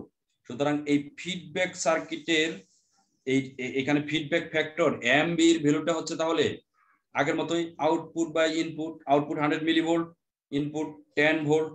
সো ফিডব্যাক ফ্যাক্টর হচ্ছে 0.01। ওকে, সো এই অ্যাম্পলিফায়ারের তাহলে ওভারঅল গেইন যেটা আপনি পাচ্ছেন দেখেন, সেটা হচ্ছে ফিডব্যাক সহকারে গেইন যেটা পাচ্ছেন, আউটপুট পাচ্ছেন 10 ভোল্ট, ইনপুট কিন্তু অরিজিনাল সিগন্যাল যেটা ছিল 101 মিলিভোল্ট, সুতরাং 100। তার মানে ওপেন লুপ মানে ধরেন এই অ্যাম্পলিফায়ারের গেইন ছিল আপনার 10,000, ফিডব্যাক করে গেইনটাকে আপনি 100 এ অ্যাডজাস্ট করতে পারলেন। আচ্ছা, তো এখানে দেখেন একটু আগে যে ম্যাথমেটিক্যাল ইকুয়েশন দেখালাম, AVF equals to AV divided by 1 plus AV into MV, this equation AVF is the gain of this amplifier with feedback, in this case negative feedback. আচ্ছা, AVF, AV is the gain of this amplifier, okay, and MV is the gain of this feedback circuit. Gain না বলে আমরা অনেক সময় বলি feedback factor. এই হচ্ছে basic mathematical equation. এখন দেখেন AV এর ভ্যালু কিন্তু অনেক বড় হতে পারে, যেমন 10,000। MV এর ভ্যালু একটু ছোট 0.01 হতে পারে। MV এর ভ্যালু সাধারণত 0 থেকে 1 হয়, 0 থেকে 1। সো 0.1 যদি হয় তাহলে কিন্তু AB ইনটু MV, এই 10,000 ইনটু 0.01 কত হয়? 100 হয় মনে হয়। আচ্ছা, যদি 100 হয়, এই 1 প্লাস 100 কে আপনি 100 হিসেবে কনসিডার করতে পারেন, 1টাকে নেগলেক্ট করতে পারেন। ইন দ্যাট কেস এই নেগেটিভ ফিডব্যাকের গেইন হবে AB divide by AB into MV। 1টাকে আমরা নেগলেক্ট করছি কারণ এইটার ভ্যালু অনেক বড় ভ্যালু, সেটা equals to 1 by MV। That means এই অ্যাম্পলিফায়ার সার্কিটের গেইন আসলে আপনি এই ফিডব্যাক ফ্যাক্টর কত, সেই ফিডব্যাক ফ্যাক্টরের উপর ডিপেন্ড করে অ্যাডজাস্ট করতে পারেন। So this is negative feedback. তো পজিটিভ ফিডব্যাকের সম্পর্কে কথা তো একটু আগে বললাম। পজিটিভ ফিডব্যাক ইউজ করে কোনো অসিলেটর সার্কিট ডিজাইন করা যায়। অসিলেটর সার্কিট মানে কোনো একটা সার্টেন ফ্রিকোয়েন্সির অসিলেশন পাবেন। ওকে, সো একটা অসিলেটর সার্কিটের বেসিক পার্টস আসলে তিনটা। একটা পার্টকে আমরা বলি ট্যাঙ্ক সার্কিট, আর একটা অ্যাম্পলিফায়ার, যেরকম একটু আগে যেটা ইউজ করলাম অ্যাম্পলিফায়ার, ট্রানজিস্টর অ্যাম্পলিফায়ার হিসেবে ট্রানজিস্টর ইউজ করতে পারেন, আর ফিডব্যাক সার্কিট। এই তিনটা পার্ট নিয়ে একটা অসিলেটর সার্কিট তৈরি হয়। তো অসিলেটর সার্কিট আপনি ফিডব্যাক ইউজ করবেন পজিটিভ ফিডব্যাক, তাই তো? পজিটিভ ফিডব্যাক মানে এই ট্রানজিস্টরের ইনপুটে যে সিগন্যাল অ্যাপ্লাই করেন, আউটপুটে যেটা পেলেন, দুটো যদি আউট অফ ফেজে থাকে তাহলে ফিডব্যাকে আরো 180 ডিগ্রি ফেজ ডিফারেন্স করা লাগবে, তা না হলে তো পজিটিভ ফিডব্যাক হচ্ছে না। পজিটিভ ফিডব্যাক হতে গেলে ইনপুট সিগন্যাল যেটা অ্যাপ্লাই করছেন তার সাথে ফিডব্যাক সিগন্যাল যেটা অ্যাড করবেন, that feedback signal should be in phase, তাদের মধ্যে ফেজ ডিফারেন্স থাকা যাবে। ওকে, তো এখন এই অসিলেটর সার্কিট যেভাবে কাজ করে, আমরা বলি কোন রকম ইনপুট সিগন্যাল ছাড়াই সে আউটপুটে সাইনোসয়েডাল সিগন্যাল, যদি সাইনোসয়েডাল অসিলেটর হয়, মানে প্রোভাইড করতে পারে। তো আসলে বেসিক্যালি যেটা হয় এই মানে এই ফিডব্যাকটা আসলে প্রসেসটাকে কন্টিনিউ করে, বাট প্রথমে একটা ট্রিগার বা পালস হিসেবে কোনো একটা এসি সিগন্যাল দরকার হয়। এই ট্যাঙ্ক সার্কিট কি করে? ট্যাঙ্ক সার্কিটের অপারেশন আপনারা জানেন। ট্যাঙ্ক সার্কিট সিম্পলি একটা ইন্ডাক্টর এবং একটা ক্যাপাসিটর এরকম প্যারালাল কানেকশনে থাকে। ধরেন সুইচটা ওপেন আছে, this capacitor is say full charge. একটা ক্যাপাসিটরের স্ট্রাকচার কেমন থাকে? একটা প্লেট থাকে, দুইটা প্লেট থাকে, মেটালিক প্লেট, মাঝখানে কোনো ইনসুলেটিং ম্যাটেরিয়াল থাকে আর কি, বা বাতাসও থাকতে পারে, যেটা হয়। তো উপরের টার্মিনাল ফুল চার্জ থাকা মানে হচ্ছে উপরের টার্মিনালে ইলেকট্রনের ঘাটতি আছে, ডেফিসিট। কিছু বলছেন? আর নিচের টার্মিনালে কিন্তু ইলেকট্রনের বাড়তি আছে, বেশি ইলেকট্রন আছে। সুইচটা যদি আপনি ক্লোজ করেন, সুইচটা যদি অন করেন, তাহলে কিন্তু ইলেকট্রন লোয়ার প্লেট থেকে আপার প্লেটে সার্কিট দিয়ে একটা কারেন্ট ফ্লো করবে, যেটাকে বলে ডিসপ্লেসমেন্ট কারেন্ট। তার জন্য কিন্তু যেহেতু কারেন্ট ফ্লো করছে, ইন্ডাক্টরের একটা ফিল্ড ক্রিয়েট হবে এবং যখন এই ক্যাপাসিটরটা ফুলি ডিসচার্জ হবে, তখন আবার এই ফিল্ড কিন্তু কলাপস করবে এবং কারেন্ট অপোজিট ডিরেকশনে ফ্লো করা শুরু করবে। এবং ক্যাপাসিটরের আপার প্লেট যে যখন পজিটিভ চার্জ ছিল, লোয়ার প্লেটে নেগেটিভ চার্জ ছিল, মানে আপার প্লেটে ইলেকট্রনের ঘাটতি ছিল, লোয়ার প্লেটে বাড়তি ছিল, উল্টা সিচুয়েশন ক্রিয়েট হবে। এই প্রসেসে এখন কিন্তু কারেন্ট, ইলেকট্রন যেহেতু অপোজিট ডিরেকশনে ফ্লো করা শুরু করবে, কারেন্ট অপোজিট ডিরেকশনে ফ্লো করবে। সো আপনি এরকম একটা ট্যাঙ্ক সার্কিট থেকে, যেখানে একটা ইন্ডাক্টর ক্যাপাসিটর প্যারালালি কানেক্টেড থাকে, সেখানে আপনি একটা অসিলেশন পাবেন। একবার 0 থেকে বেড়ে ম্যাক্সিমামে যাবে, আবার 0-তে আসবে, আবার উল্টা দিকে কারেন্ট ফ্লো করবে তখন সেটাকে নেগেটিভ হিসেবে যদি কনসিডার করি, তাহলে আপনি অসিলেশন পাবেন। এবং সেই অসিলেশন ফ্রিকোয়েন্সিটা কত হবে, কত ফ্রিকোয়েন্সির অসিলেশন হবে, that is determined by this equation. This is oscillation, মানে frequency of oscillation 1/2 pi into root over LC. L এর ভ্যালু এবং C এর ভ্যালু অ্যাডজাস্ট করে আপনি এই অসিলেশন মানে ফ্রিকোয়েন্সি অফ অসিলেশন অ্যাডজাস্ট করতে পারেন। ওকে, তাহলে অসিলেশন হওয়া মানে হচ্ছে আইডিয়ালি যেরকম হওয়া উচিত ছিল, কারেন্ট ফ্লো 0 থেকে ম্যাক্সিমামে যাবে, আবার 0-তে আসবে, আবার অপোজিট ডিরেকশনে কারেন্ট ফ্লো করা শুরু করবে, সেটা আবার নেগেটিভ ম্যাক্সিমামে গিয়ে আবার ব্যাক করবে। এইরকম অসিলেশন আপনার পাওয়া উচিত। আমরা আসলে প্র্যাকটিক্যাল অসিলেটর সার্কিট থেকে এরকম অসিলেশনই এক্সপেক্ট করি। বাট আপনি জানেন যে এই ট্যাঙ্ক সার্কিটে যে ইন্ডাক্টর ক্যাপাসিটর ইউজ করা হচ্ছে, এই ইন্ডাক্টরে রেজিস্টিভ এবং রেডিয়েশন লস আছে, কিছু লস হয় এনার্জি। আবার ক্যাপাসিটরের ডাইইলেকট্রিক ম্যাটেরিয়ালস থাকে মাঝে, প্লেটের মাঝে ডাইইলেকট্রিক লস হয়। সুতরাং ওভার দ্য টাইম এই যে অসিলেশনটা যে হবে, মানে এনার্জি কিন্তু ট্রান্সফার হচ্ছে একবার ক্যাপাসিটর থেকে ইন্ডাক্টরে, ইন্ডাক্টর থেকে ক্যাপাসিটরে। এই যে এনার্জি ট্রান্সফার প্রসেস, এই প্রসেসের ভিতর দিয়ে লস হবে। যদি লস হয় তাহলে ওভার দ্য টাইম সিগন্যালের অ্যাম্পলিটিউড আস্তে আস্তে কমতে থাকবে, কমে একটা সার্টেন টাইম পর হয়তো সেটা জিরো হয়ে যাবে। So this type of oscillation is called damped oscillation. টাইমের সাথে সাথে সিগন্যাল এই যে লস হওয়ার জন্য সিগন্যালের অ্যাম্পলিটিউড ম্যাগনিটিউড কমে যাচ্ছে। দিস ইজ মানে আপনি এরকম পাবেন আর কি, যদি অন্য কোনো না করেন। ওকে, আচ্ছা, কিন্তু আমরা প্র্যাকটিক্যালি তো চাই আমরা এই অসিলেশন যাতে ড্যাম্প না হয়, আনড্যাম্পড এরকম অসিলেশন চাই। সো এই অসিলেশন মানে ট্যাঙ্ক সার্কিট যেহেতু মানে ট্যাঙ্ক সার্কিট যে অসিলেশন দিচ্ছে সেটা আনড্যাম্প যদি করতে চান, এই যে এনার্জি লস যেটা হচ্ছে সেটা আপনাকে সাপ্লাই দিতে হবে, যাতে এই এরপরে যে আস্তে আস্তে কমতে না পারে। আরো এক্সটার্নাল কিছু এনার্জি সাপ্লাই দিয়ে সেটার অ্যাম্পলিটিউড আপনি ফিক্সড রাখতে চান। তো এই সাপ্লাইটা দেওয়ার জন্য অ্যামাউন্ট অফ এনার্জি ট্যাঙ্ক সার্কিটে এই পরিমাণ এনার্জি সাপ্লাই দিতে চান, কারণ ট্যাঙ্ক সার্কিটের লসটা হচ্ছে রেজিস্টার এবং ইন্ডাক্টর এবং ক্যাপাসিটরে। তাহলে আপনি এনার্জি সাপ্লাই দিবেন, সেই এনার্জি সাপ্লাইটা তাহলে কি কি কন্ডিশন ফুলফিল করা লাগবে? যেমন এক্স্যাক্টলি মানে আপনি যে সিগন্যালটা সাপ্লাই দিবেন সেটা যদি এই সিগন্যালের সাথে একই ফেজে না থাকে, তাহলে কিন্তু ওই যে যেরকম হয় ফেজ ডিফারেন্স থাকলে যোগ করলে কিন্তু বিয়োগ হতে পারে, এরকম। আবার প্রপার টাইমে আপনাকে এনার্জিটা সাপ্লাই দিতে হবে। সো আমাকে এনার্জিটা সাপ্লাই দিতে হবে ফিডব্যাক। সো এটা আমি বেসিক স্ট্রাকচার এর আগেও দেখেছি, শুধু এখানে প্রবলেম সুবিধা এটা হচ্ছে, ধরেন আপনি একটা ইনপুট সিগন্যাল অ্যাপ্লাই করলেন, সুইচটা যে মাত্র অন করলেন, অন করে আবার অফ করে ফেলতে পারবেন। যদি অন করেন আউটপুটে একটা সিগন্যাল পেলেন, সেটাকে আমরা বলছি ইনপুট সিগন্যালের আউট অফ ফেজ। ধরে নিচ্ছি এই অ্যাম্পলিফায়ার 180 ডিগ্রি ফেজ শিফট করে, এই সিগন্যালটার একটা পোর্শন ফিডব্যাক করে আপনি ইনপুটে নিয়ে আসতেছেন, ফিডব্যাক নেটওয়ার্কে অ্যানাদার 180 ডিগ্রি ফেজ শিফট করে আপনি এই ফেজের সিগন্যাল পেলেন। এই সিগন্যালটা আবার অ্যাম্পলিফাই হবে। এই প্রসেসে আপনাকে কিন্তু অসিলেটর সার্কিট কাজ করবে। এখন দেখেন, যদি আপনি আনড্যাম্পড অসিলেশন চান, আমি তাহলে বললাম এনার্জি সাপ্লাই দিতে হবে। So A transistor amplifier with proper positive feedback will work as an oscillator.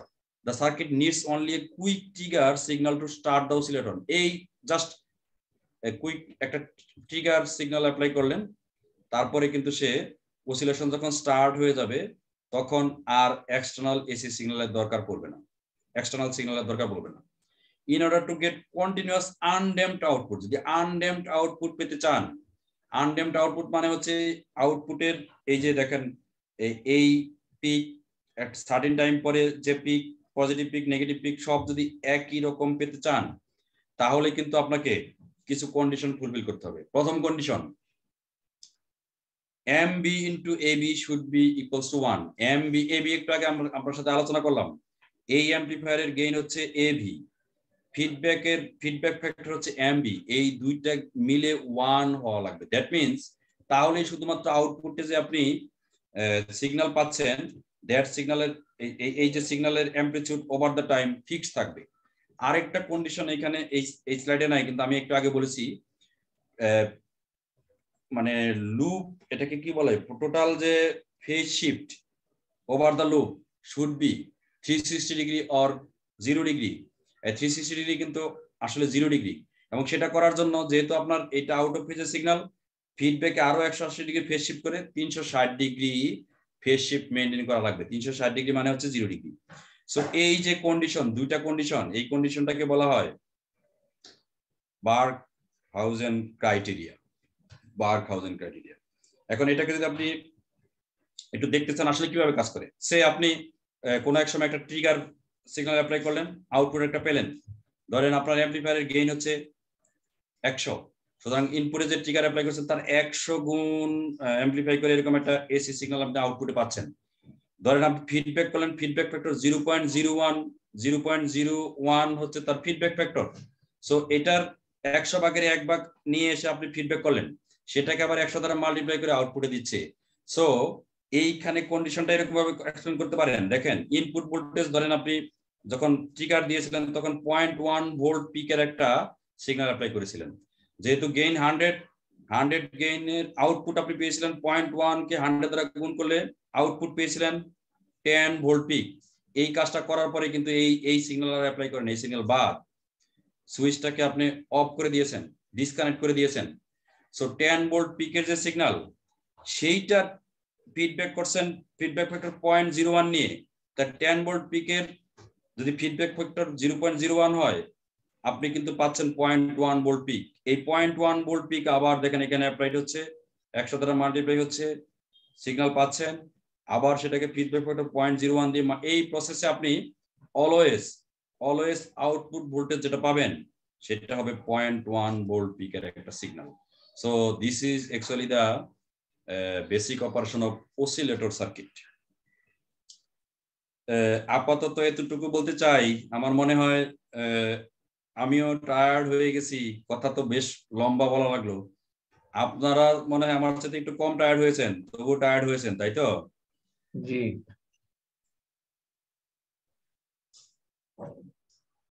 কি হয়ে গেল আর কি, ইস্যুটা হচ্ছে এমডি আমাদের সবার পক্ষ থেকে স্যার আপনাকে অসংখ্য ধন্যবাদ স্যার। আপনি আমাদের অনেক ভালো ভালো জিনিস পাওয়া গেছে স্যার, এগুলা খুব কাজে লাগবে। হয় না এই জন্য যে পরীক্ষাটা 2টা থেকে 2:30টায় হওয়ার কথা ছিল ক্লাস টাইমে, ওই পরীক্ষাটা হয়েছে স্যার ব্রেক টাইমে 10:30টা থেকে 11টা। আচ্ছা, আবার স্যার আমরা তো এখান থেকে না স্যার, ওইদিকে টাইম ঠিকই আছে স্যার। ওকে, আমরা স্যার কোনো ব্রেক পাইনি, কন্টিনিউ আমরা স্যার একটানা বসা স্যার, একটানা বসা। ঠিক আছে, যদি আপনারা এরকম বলেন তাহলে রেখে দেওয়া যায়। হ্যাঁ, তো আপনাদের অসংখ্য ধন্যবাদ, আপনারা অনেক সিনিয়র পারসন দেখছি। আমার কথা শুনলেন মনোযোগ দিয়ে মোটামুটি, এই আর কি। আপনাদের সবাইকে ধন্যবাদ, সবাই ভালো থাকবেন। কখনো হয়তো দেখাও অনেকের সাথে হতে পারে, বন্ধুর সাথে তো দেখা হবে। বন্ধু তো এখন আসে না, ডিপার্টমেন্টে কেউ আসতে চায় না, সবাই ব্যস্ত তো। স্যার আছে, সবাই ব্যস্ত আছে। স্যার আপনাকে অনেক ধন্যবাদ স্যার, অনেক কষ্ট করেছেন স্যার আমাদের জন্য,